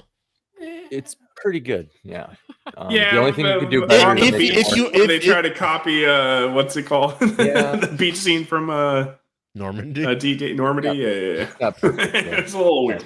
I was gonna say the only thing it could do better is be more historically accurate. But if they maintain that quality and then just made it accurate, AC, the problem is that historically they're not even positive that, like, there are people that argue that Troy didn't exist historically, even though they found that's it, the problem, which is crazy. Yeah, but then they've said that multiple times. I do think it existed, but again, yeah. That's a whole Speaking nother of beach scenes, Zatoichi the blind samurai, the beachhead scene towards the end of that film is, in my opinion, one of the great sword fight scenes. Specifically because Zatoichi is reacting to assassins at the moment they're about to strike him by striking them first with his Iaido skills. So they're coming at him. He does not have any other wherewithal that they're there until the moment they come within his sensory range, and they're just about to hit him, and he's just like sword out, sword back in, and they're cut. And he's moving. The great thing about it, the actor portrayed it so well that he's moving because he's playing a character you can't see. He's moving erratically through the whole scene, and it keeps shifting in positions from side to side. So you see these guys coming towards him, and he's here, and the dude's here, and right about here is where the sword flashes because it's at night. So you see the blade flash in the light. I need to see those films. I've never seen them. It's so cool. I've only seen the clips from them. Like, I've seen that fight scene, but I've never actually seen a Kurosawa film, and I'm disappointed in myself. They're doing they remastered Seven Samurai. They're putting it out in 4K, and it looks amazing. I bet, dude. Like, how old? That movie's ancient. It has to be like what, 40s? Yeah, I want to say probably 45. Like Godzilla, OG Godzilla was like 54, and that was still black and white. So it had to be like in a similar time frame. What was the name of that movie? Clerks came out in the 90s, and that was black and white. Is it called Seven Samurai? Seven Samurai, yes. 54. I had it backwards. Close, though, man. That's within the ballpark. So wow, they had Godzilla and Seven Samurai come out in the same year. Damn. Wow. That's and Kurosawa is an incredible storyteller with visual cues. Like the things that he shot with his actors and the way that he positioned them and then coached them into facial expressions and reaction expressions were so vivid that he almost didn't need words half the time. Most of the film is pretty quiet with the exception of its little bit of background score. They do have dialogue moments, but all of the fights are just things happening and people yelling because that's what they did during war. A lot of old westerns were like that too. I've been told they draw a lot on each other. The old Kurosawa films and old. I was told the other way around last week. 3 snaps and Z formation. That's a good segue, I think, into our next subject here. Daniel P. What They Can see you me tell us roll in my Segway. They look at me the and think iceberg shit so wild Yeah, and the iceberg. dirty. Dun-dun-dun-dun. and world building in general? World builder sickness and the iceberg. Ooh, Yes. That interesting. sounds like a bad like Dr. Seuss book. We've The been needing to wilderness talk about sickness and the iceberg. The iceberg. We've been needing to tackle the iceberg for a while because it gets brought up so much, and we have had Tackle. I world thought you said building. taco. Okay, sorry. Tacos sound good right now, but anyway, we Nice needed to talk about the world builder sickness for a while now. Well, I think we refer to the iceberg. We're talking about like the lack of like the use of that in storytelling. Like whereas in like you don't have to reveal everything that's there. Leave it up to the people's imagination a little bit. You know, I've heard a Or lot of something. philosophies on it. I'm curious what DP thinks about the iceberg of world building. Honestly, I don't think about it. That's fair. Yeah, I can see that. Perfectly valid. I think, unfortunately, a lot of us in the indie sphere that are creatives, we overthink it too much. So a lot of us are thinking about the iceberg instead of just writing. Instead of writing the story for what it is. Like, again, using GCI as a reference, super tight narrative in one, because that was what the story was about. Simple. It was about one man, one girl, and all the consequences and growth that came of one decision. It's it. One man, one girl, and how many men that one man can kill with a sword? Pretty lot. much. Spoilers. Yeah. Well, it's like when you got Lord of the Rings. Like there's so much there that he had like thought of or written down, and you don't really see much of it. You just look at little glimpses here and there of it. Not everyone can do that though. Not most people can. Most people cannot do that or are capable of doing that. Well, it's like like some people go into that, like they have like mountains of lore first. Other people, what some people do is they'll go in really deep on a couple of things, and they'll give enough detail to imply that depth exists for all the other subjects in the book. I think that's a kind of smart way to go, because it kind of creates this illusion of sorts that no matter which direction you go in this world, you'll find more information, and that's not necessarily true. And I think with amateur authors, I've gone over this with a lot of my clients, the desire to tackle the whole iceberg leads to mistakes like third-person omniscient narratives, where you're constantly exposed to everything that each character is thinking about during the situation. It goes on forever. And it's like it'll start with the narrative of one character over here and go through 5 pages of what that character is thinking about the situation. Then it head hops to the next character who's in the dialogue, and they're still talking to each other as well. So it's going back and forth between the two of those. But then you're hearing all the thoughts and feelings and whatnot about the other guy because you're in his head. Yeah, in real time, right? Tackling the iceberg, when really you shut it all down and concentrate on what each character can see of the other character. And it becomes a much tighter, much more powerful narrative because you're thinking about facial expressions instead of thoughts. You're thinking about nuanced twitches and micro expressions. I did some research on that too in order to better story tell. Hell yeah. And you can, and then the person that's reading it isn't just constantly drowned in this exposition about what the person is thinking and feeling at the time, and they're able to just infer what they want to infer based on what's being described to them. That's show versus tell. Yeah. I gotta go ahead. Here you go, Kahuna. Yeah. Oh, okay. It also depends on. It's a little bit dependent on genre. Say in a tighter kind of partially futuristic samurai style story that DP is telling, the lore that exists is good, but you don't have to go super deep on it, at least at first. But say in something that's more in the genre of epic fantasy, people will be disappointed if you don't find a way to go deeper into it. because those books are tomes. It's meant to immerse you into this deep, ideally interesting world of fantasy and whimsy and wonder.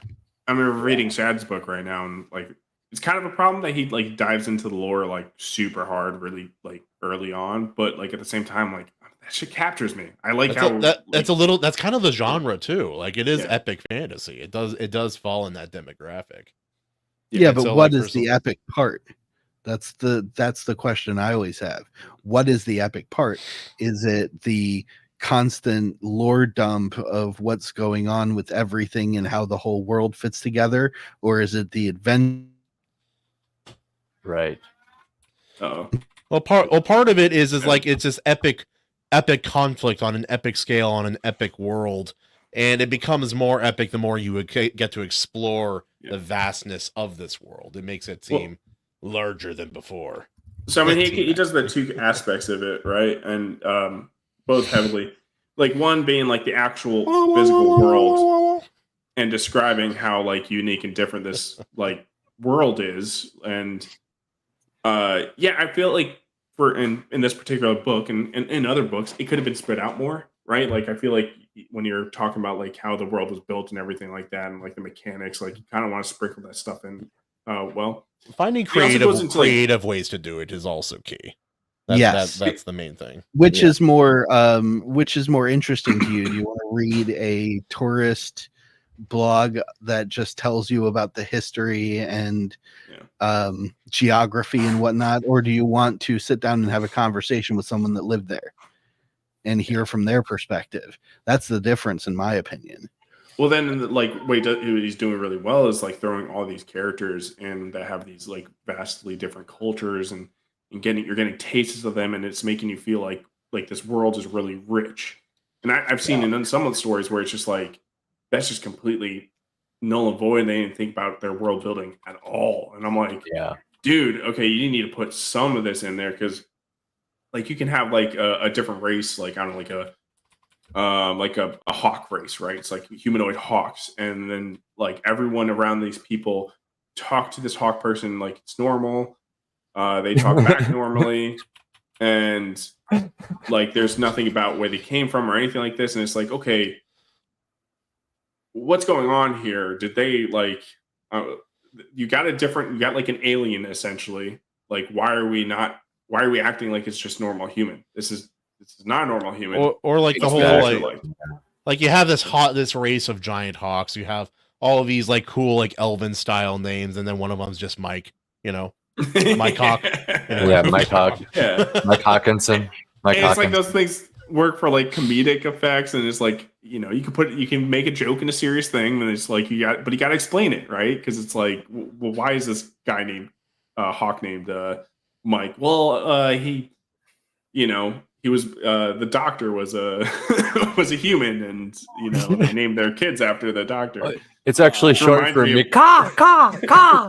It reminds me of my workplace in Japan. I worked right next to a Tahara, Hashimoto, and John. John, the eternally overused name in all of the English-speaking world. Well, his doctor's name is John. Not a John. Whole bunch running around writing books. So, I mean that's a great take. I knew Daniel would have like a good view on the iceberg here. Like the bottom line really is like showing versus telling, and I think people tend to like gravitate behind it like it's something like its own standalone thing. I say the iceberg because it's like a one-word way of like conveying all this idea of like show versus tell or whatever. Because it's like a deeper, no pun intended, like a deeper level of thinking about it. Like listen to what Daniel said about it, and that's a completely different take than the mainstream like explanation of iceberg. But it's like very well thought out. You know what I mean? And it just goes to show you that. That's kind of what it's begging is like the deeper ideas, you don't need to overthink, just write, show the tip and move on, just the tip. That's another way you can also understand the audience and genre that you're working in. Because if your audience has a certain expectation in regards to like the quality and depth of world building, and then you go either way deeper or way shallower than they expect. Regardless of the quality of the writing, you will get people who are pretty disappointed, and they may not even fully understand why. I always depends bring on up your Ready Player expression One. of it. Yeah, and I always bring up Ready Player One in this instance because I'm like, it makes no sense. The entire first half of the book is literally him just explaining like the world, and it just goes on for chapters and chapters. And I'm like, wait, which book? I'm in. Ready Player One. Oh, like, it's yeah. World building for like the first half of the book, and for some reason, it had me. It doesn't make sense. It breaks all the rules. Like I would never ever recommend anyone ever do that. Some books are kind of like that, man. Like a lot of Michael Crichton books do a lot of setup before Don't read Ready Player happens. 2 though. Don't do that. It's the delivery that's the difference. The way it was written, the way it was expressed to you as the reader dictates how it's received in that format. And that's really the crux of the whole thing of show versus tell, the iceberg, etc. It's how you express the concept.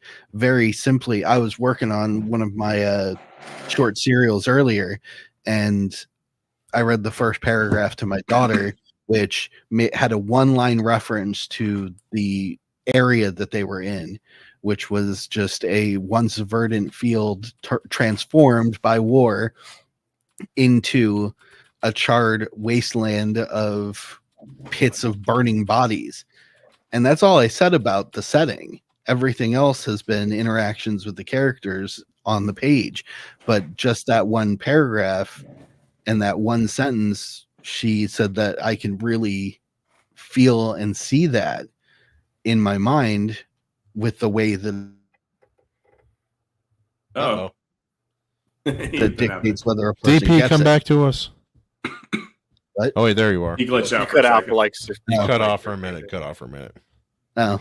I'm sure it was deeply wise and important. Moving on. I'm kidding. No, simply put, answer to it's the how love and you everything. express the idea. Yeah. And truth be told, if the setting is familiar enough to things you've seen before, you can imply a lot and say very little in regards to world building. And people have especially readers have pretty strong imaginations. They can put it together.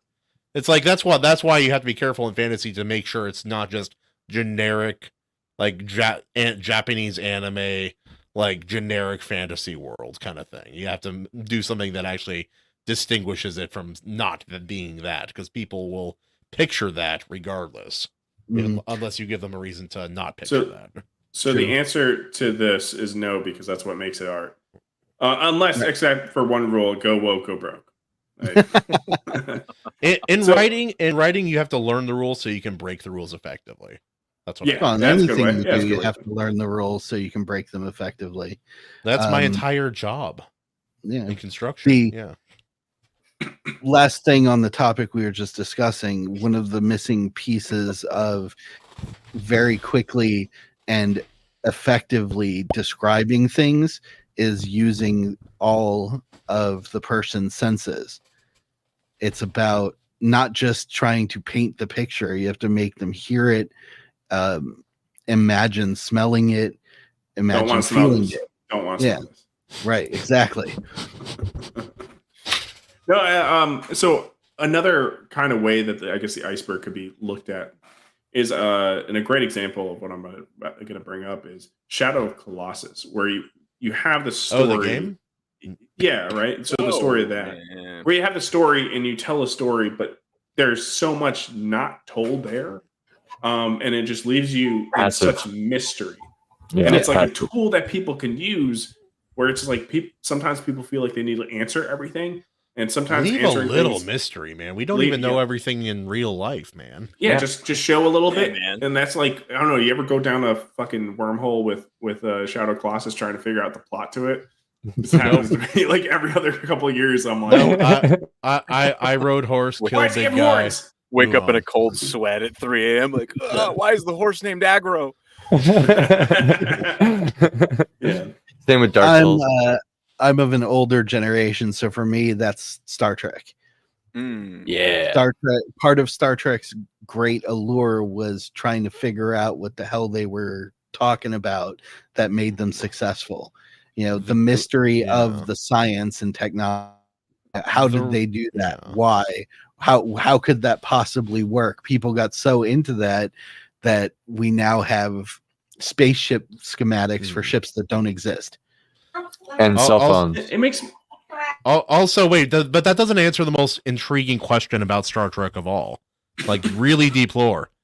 Why do people fucking watch it? No. Well, the so, deepest like, mystery about it. No. This also makes me think of like Furiosa, right? Like you could think of Furiosa in Fury Road as an iceberg.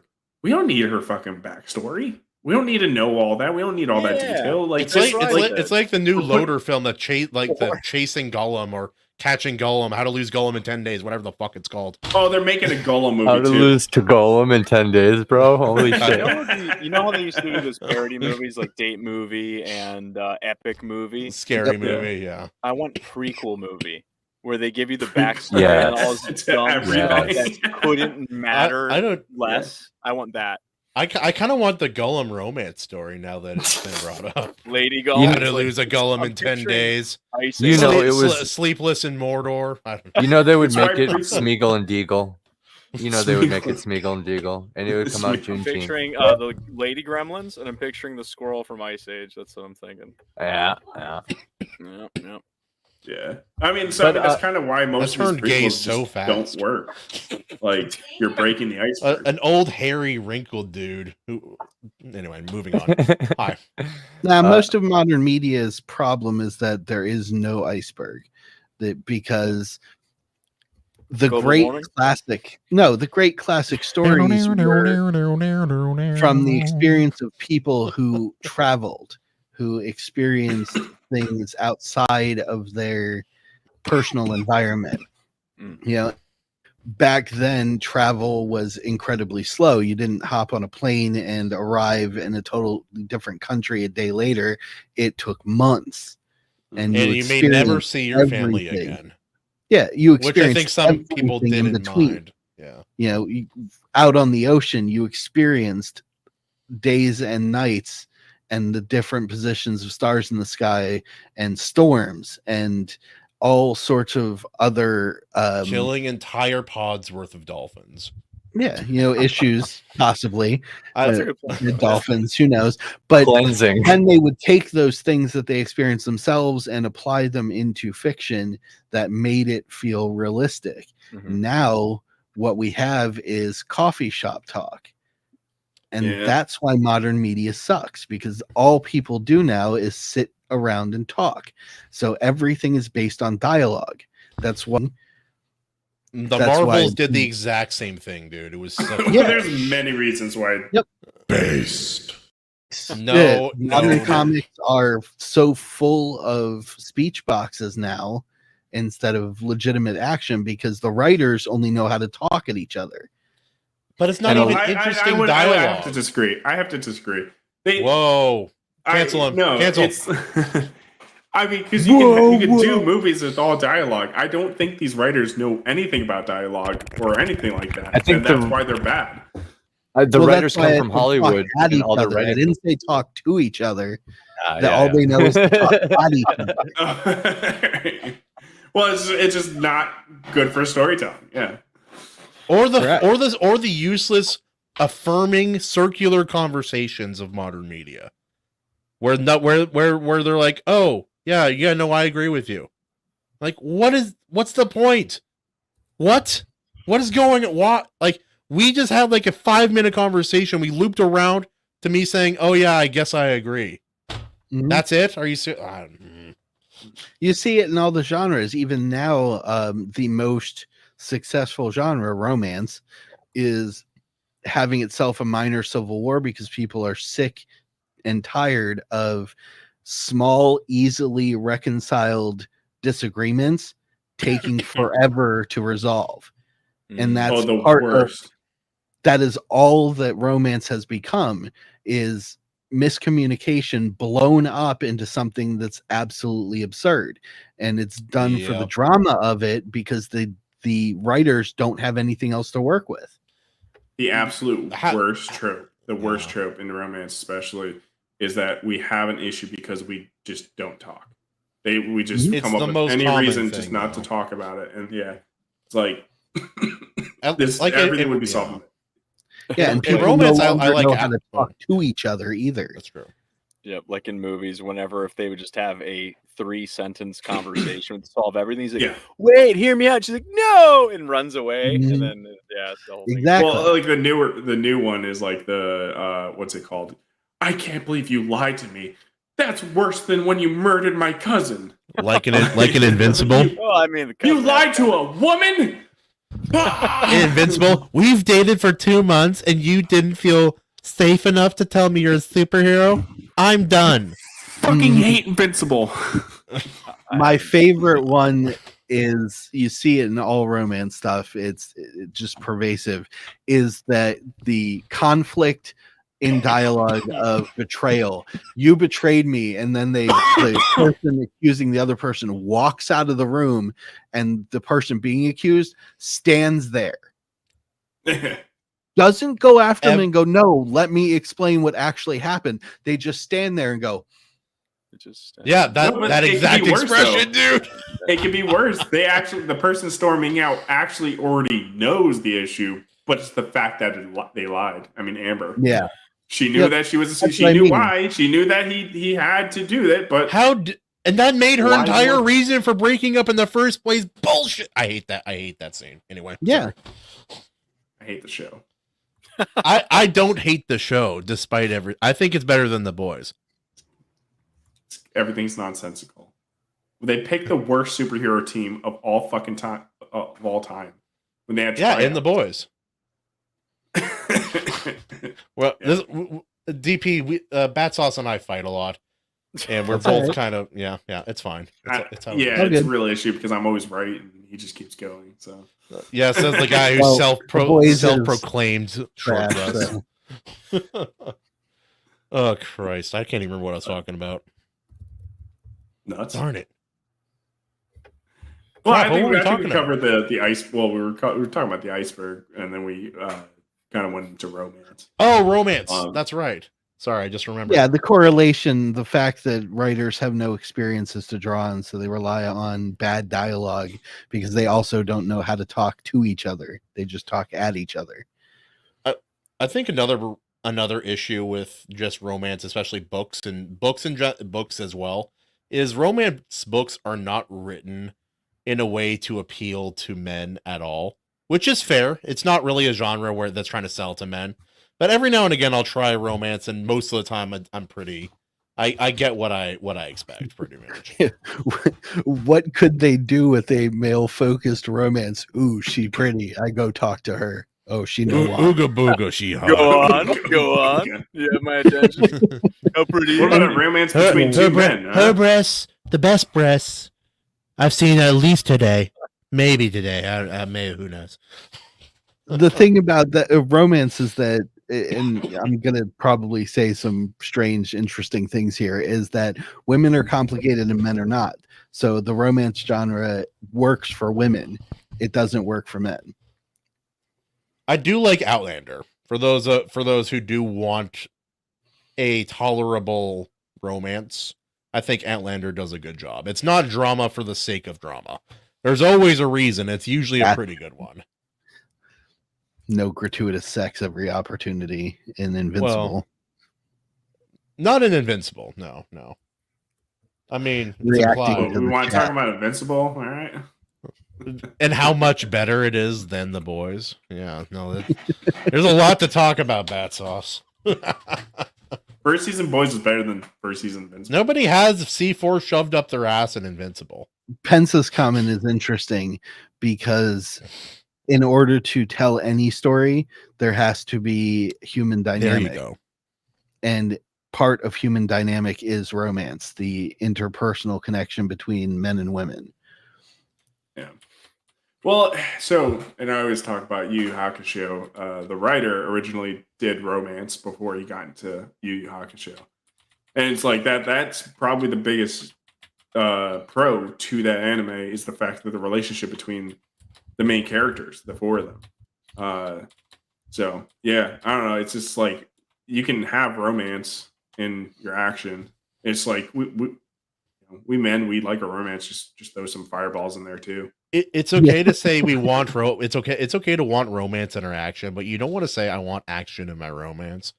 It's a very different connotation. It's like, That's all the romance genre is these this days. is crude, but that's like I mean- pooping while farting versus farting while pooping.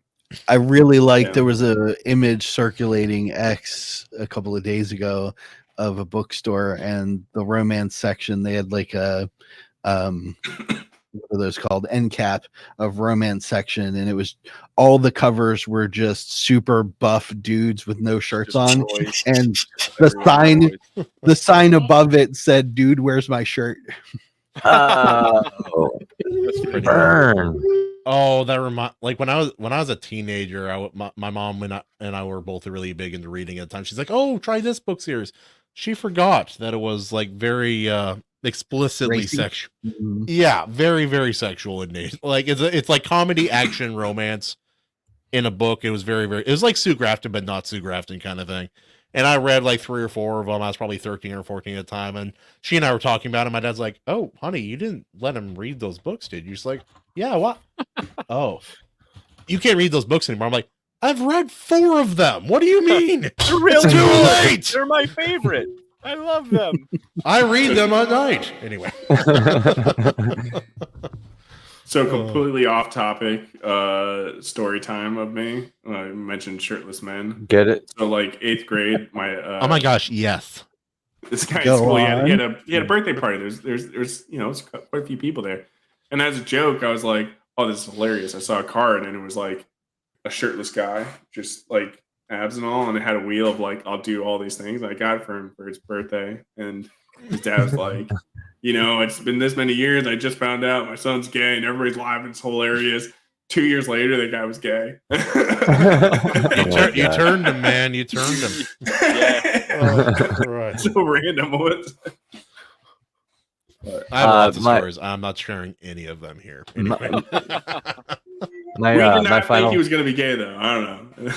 That's insane. Like, Well, actually, like what's that rule? My dad and I have this rule. It's like if you have to ask if they're gay, probably at least a little gay. If you see someone, you're like, are they? Then usually yes. Anyway. Oh, this took us all by surprise. That's why the joke, it was so funny, because it except he was dying like that. That should have really ended us off. His dad was laughing and then he was crying. I don't know. and then he was crying.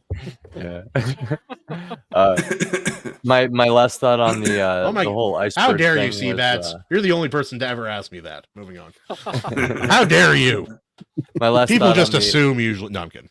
on the Why are you the gay? iceberg, thing. Why is are you gay? it really helped with having a novel done going into my short stories placed in the same world, because it's like it made that whole process effortless. Like I didn't really even have to think about it. I just I just know how this faction is now after 150,000 word novel, and I know how these other people think and stuff like that, and I can just like offhandedly mention things because I've had a lot of time to think about it by that point. An entire book.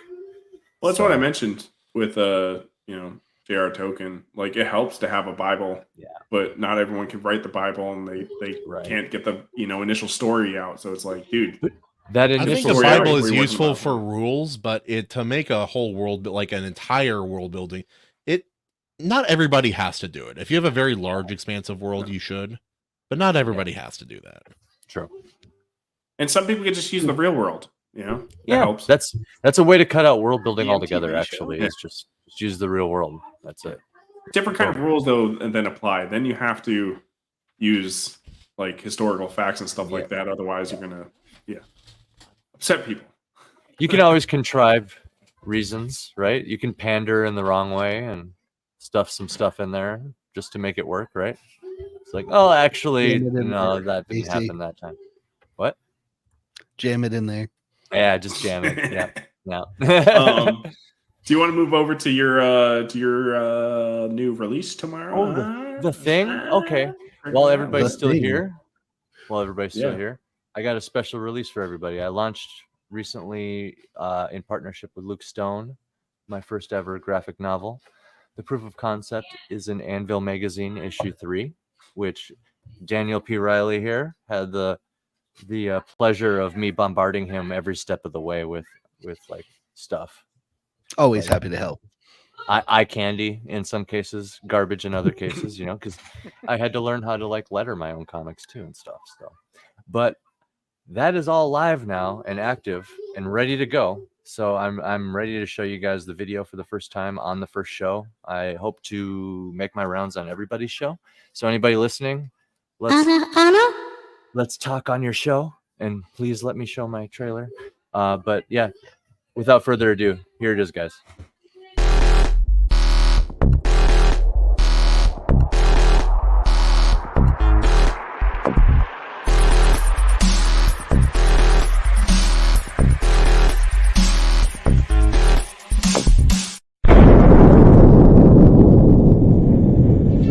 Tybus has seen dragons. Music insisted. Feasted upon them. Jarl Horfist could not say which gods could save them from the storm approaching, only that all roads led back to the winter gods, the mother of life and father of death. This is our home now. Himin bitterly thought. A wooden casket to die in somewhere over the endless water, and a balloon to send off as a gift to the father. He shuddered, not from the wind, but from an icy feeling of unease creeping up his spine. At least I can feed the fish, he mumbled, spitting over the side. Then the cycle can continue, and I'll be reborn as a Leviathan. He looked to his twin sons, Seagull and Pidgeal, consumed by religious debate and every bit the image of their late mother. Him inside. My boys, though, their time has not yet come.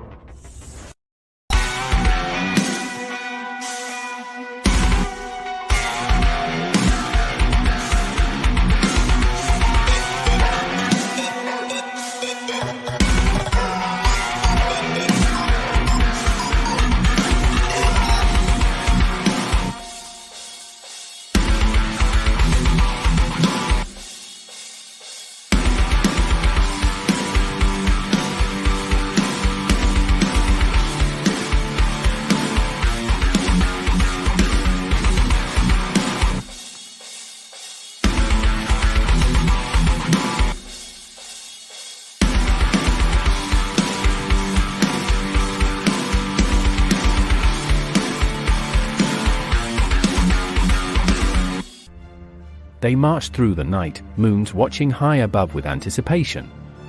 The tree somehow seemed less than they were only a day prior. Himin held the crystal before him to light the way, and the forest seemed to shrink at his presence. Even the birds had gone quiet, and only the occasional pair of eyes glistened back at him from the darkness. How's it going, everybody? This is A.C. Pritchard, thanking you personally for making it this far into the video. I just wanted to say that I look forward to watching this project grow over time and giving you the best product that I can possibly give, for being so generous in your possible support. So, thank you for your consideration, and have a nice day. Let's see where the road takes us. Cheers. Yes. There it is, guys. Thanks for... Oh, I do need an applause button. And that reminds me, I did download aroused. But so it doesn't get the fart button. No, it's all good, man. It's all good. Okay. God, me and Bats are so mature. I've had my nose buried in that for. Weren't your in-laws watching today, Evely? Probably at some point. In, like the first. Not for minutes, very like, long. They tuned out real quick. And I'm like, oh lord. They got to ICEBERG and they're like, I'm out. It's like, all right, guys, let's talk about old people, right? No. Why is the one guy in a short bus? Well, what neurodivergent, is that what we call them now? Is that what we call them? Right. Apparently, C-Bat says I should let you have a sugar daddy fantasy for me. Oh, dang, you beat me to it. All right. I mean, what? Weird. What? Hold on. I was looking at your book. He was gonna lick his book on camera too. You just. Oh, look at that. You know, he may have the better cover, but Mr. Evely and I have the OG. The OG. Where's this one? There it is. Yours doesn't have a bar. Barnacle Buster? What is that? You guys, you're making me blush. The bar that says like not for sale. Oh, I think you said a Barnacle Buster. I was like, oh, that's what I heard. Wait, I heard that too. He's got him a Barnacle Buster on his book. Hey. Arrgh, welcome to the ship, matey. We got them that Barnacle Buster. The old Barnacle Buster. Or an underpaid child slave labor, as I call it. My ex. I was taking a drink, you jackass. I don't even know what that means. But, you know. Oh, that sounds dirty. Anyway. Sorry, well, I was going to ask AC a few questions, but you can ask me. I'll pretend to be AC. Ooh. I'm still here. I'm No. He's talking to the real AC. Okay. Real AC. Yeah, my dog likes to chew up my son's toys and bring them right to us and drop them in front of us. And like, what are you going to do about it? And then if we go to take it, grabs it, runs away, and growls at us like, "No, it's mine." It's like, okay, this isn't a game, brother. You know, if you had administered a fatal beating before this, you wouldn't have this problem. Yeah, it's true. Every problem solved at that point, right? I love that Rowan Atkinson stand-up bit.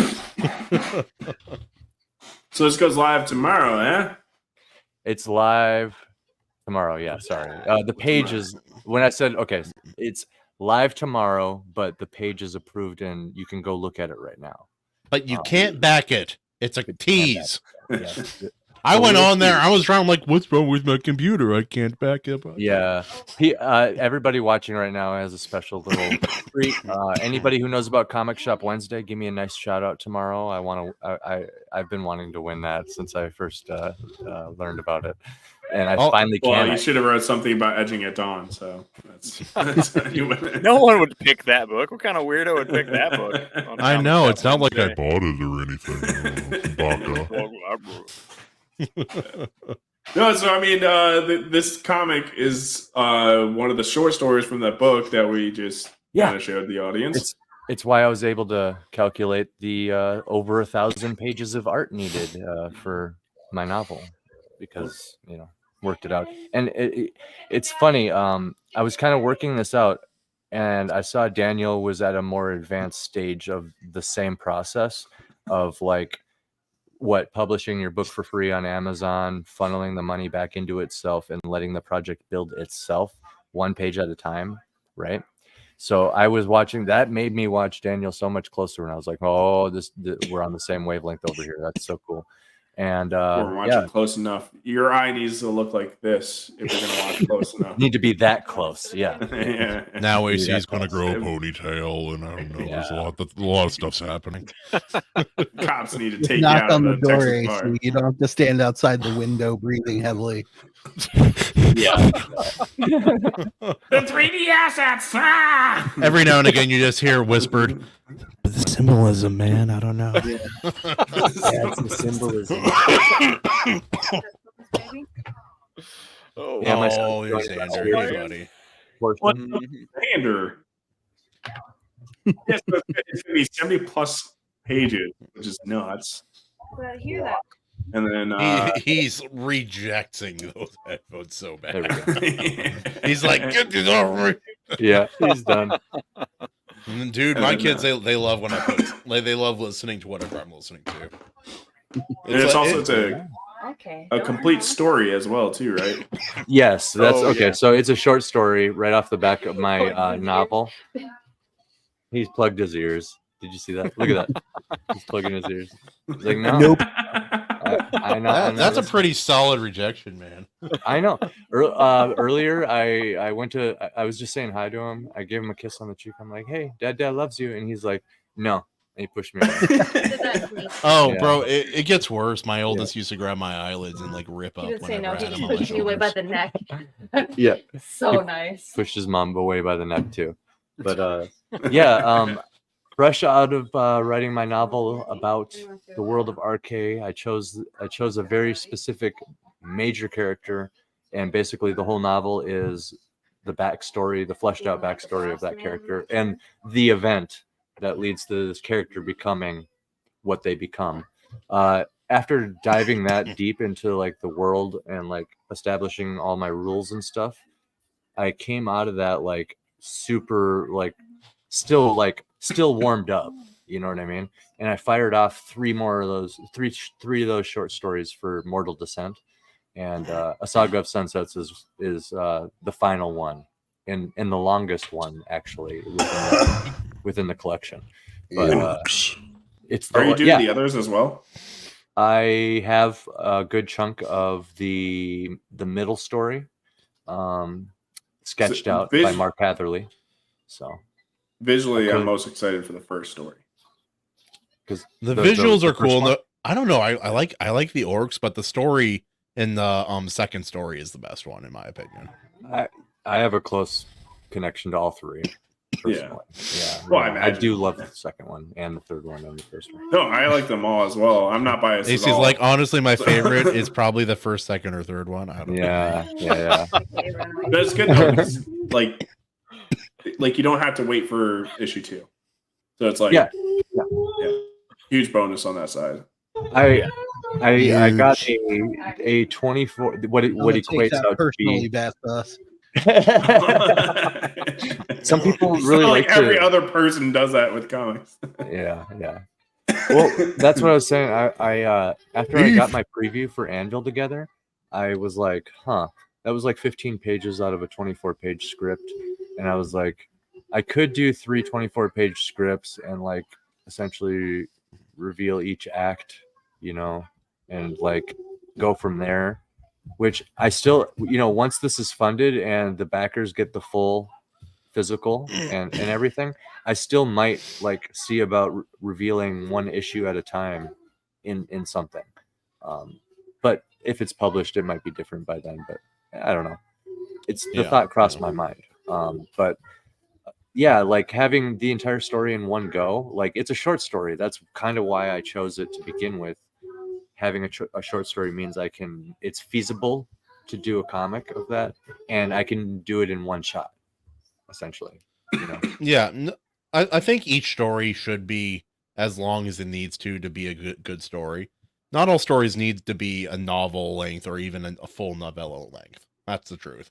Now that being said, like Battsauce and I have talked a little bit about a big name in the space. He decided to make a trilogy of novellas leading into a trilogy of novels, but the problem is the novellas aren't very good. So yeah, it's like, but then you like backed out of it. Oh, Tim Green.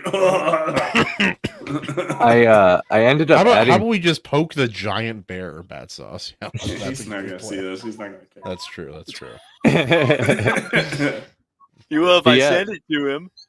I agree with stories should be as long as they need to be. And I ended up adding a couple thousand words on to this story when I was formatting it for Mortal Descent as a whole. So yeah, like I saw where it ended, and I'm like, it's not over.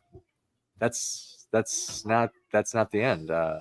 There's a little more, you know. Yeah, I went into it. So, well, I have a question just from like an editing perspective. Like between Battsauce and UAC, and then Daniel, between your works and other works you've worked on, do people have to add more in or cut stuff out more often than not with like first and second drafts of the story? I'll let Daniel take it.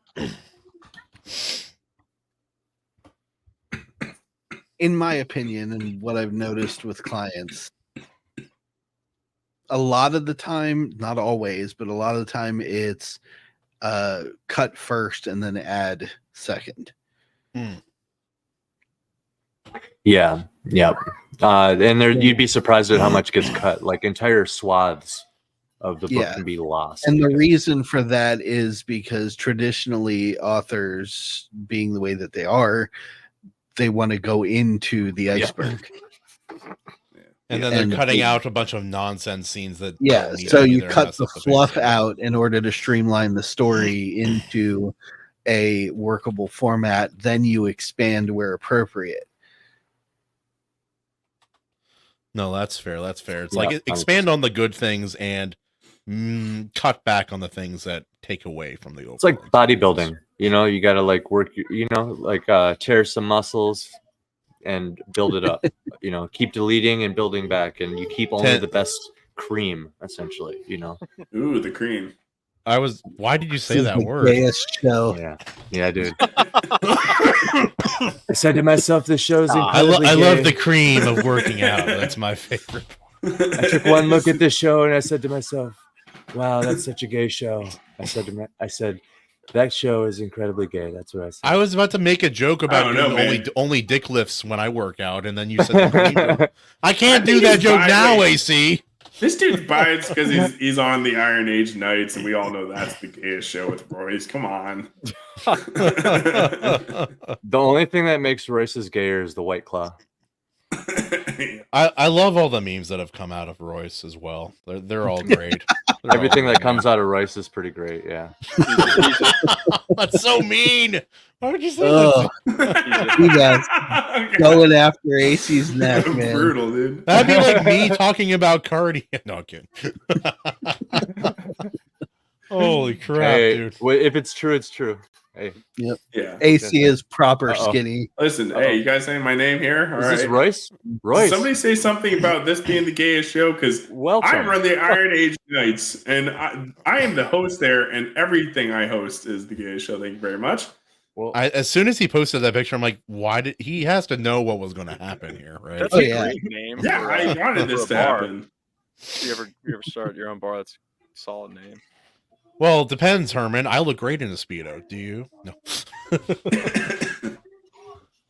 No. No, I hate it. It's not a weird way to compare bodybuilding to the cream rising to the top. And whatever I was talking about before that. I like how you paused after saying cream. Get a pump on. Cream. The cream rises to the top, brother. I can only see Macho Man Randy Savage talking about it. The cream rises to the top. Rises to the top. Yeah, brother. Well, I wish I had my glasses. I have his glasses somewhere around here.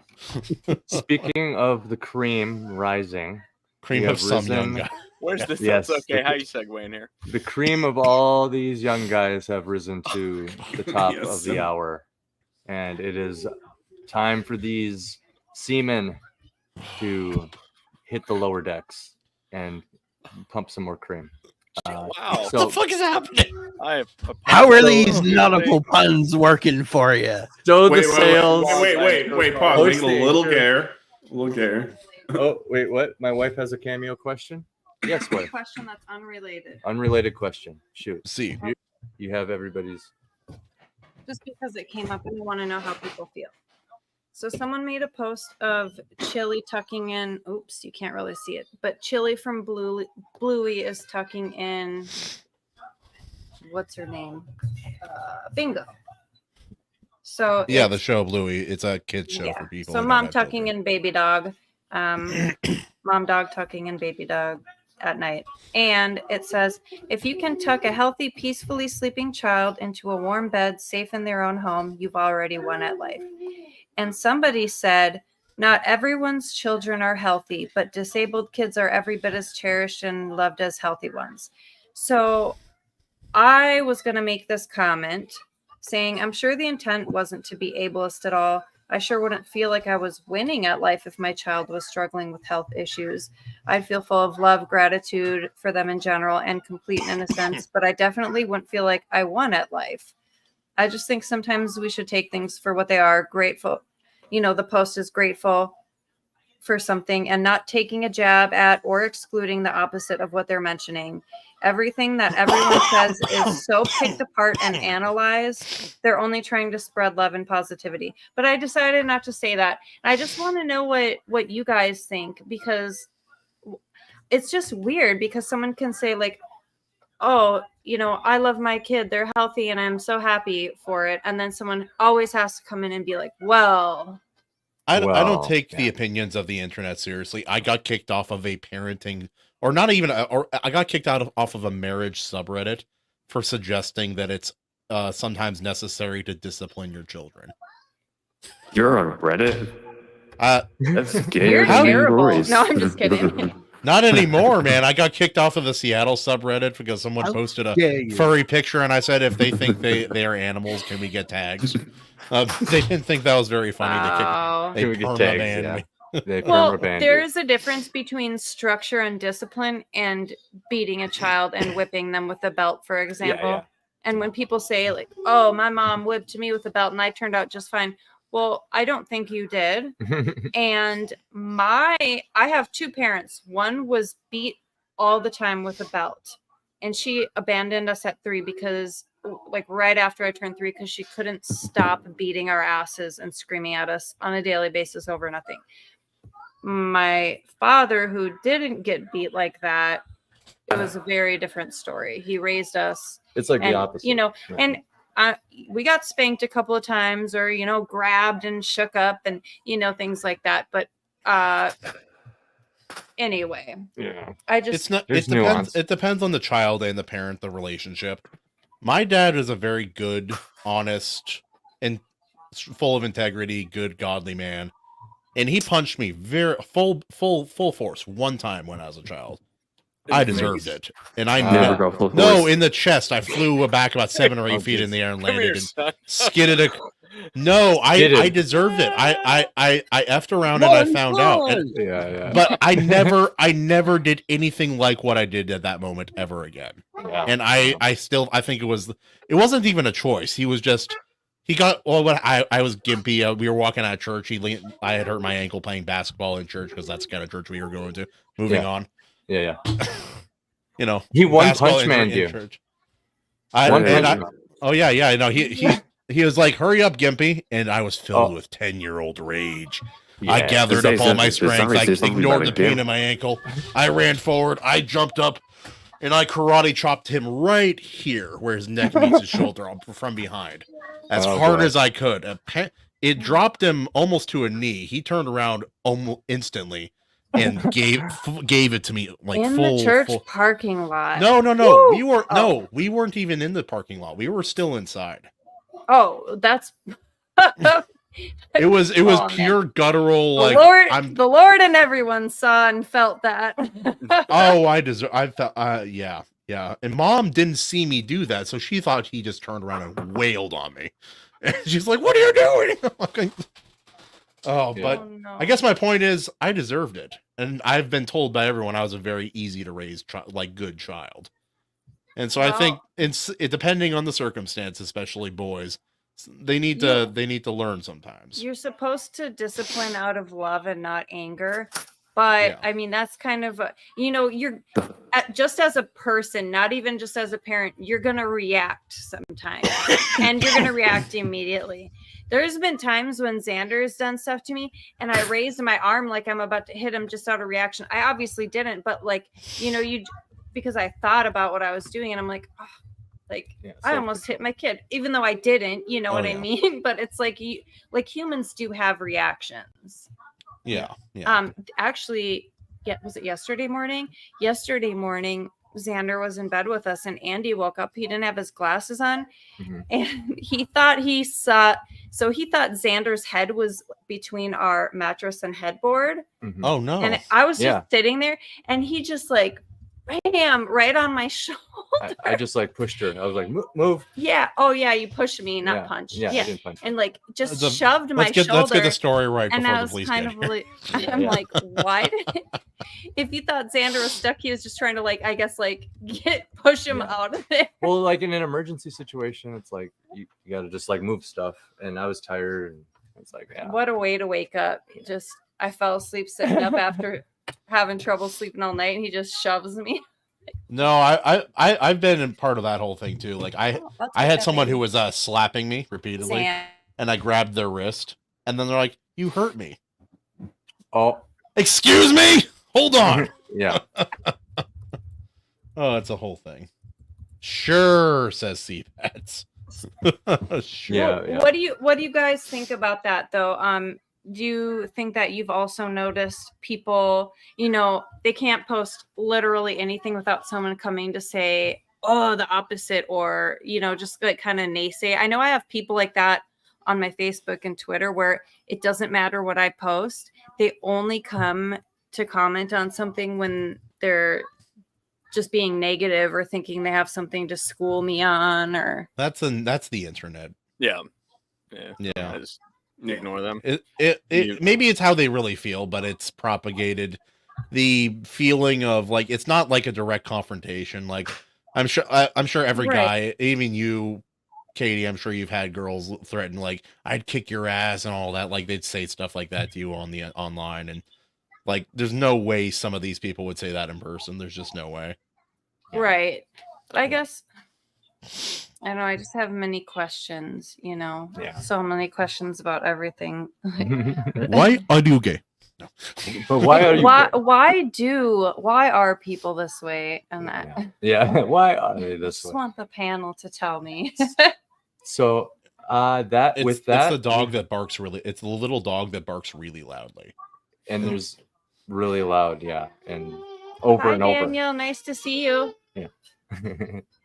With that, guys, we're gonna get going. I'm gonna play. You guys are done now? Yep. Oh. Yeah. We're gonna play a short ad and then the outro. Hi, Emily. Nice to see you. Hi, Battsauce. Nice to see you. Hi, Kahuna. Nice to see you. But thanks everybody for listening. Hello, Miss Kitty. Hello.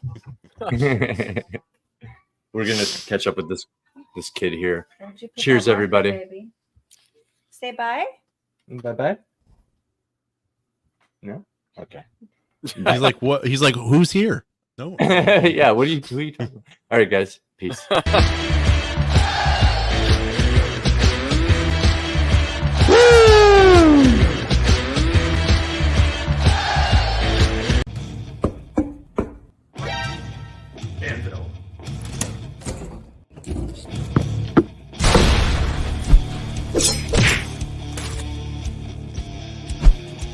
Perfect.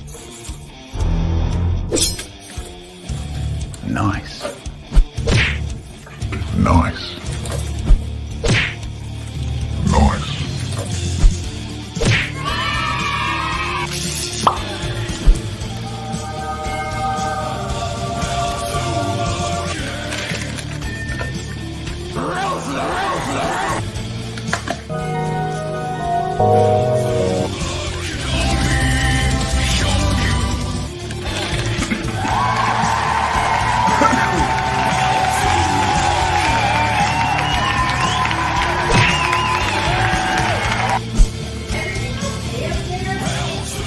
It is now.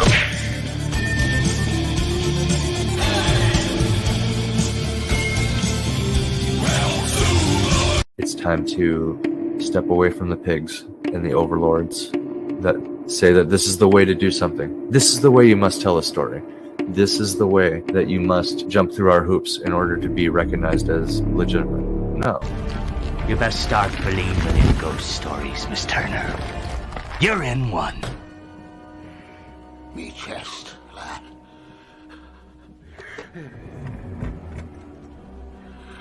He'll be coming soon. Can't let him find this. Who's coming? The cyborg. Beware the cyborg.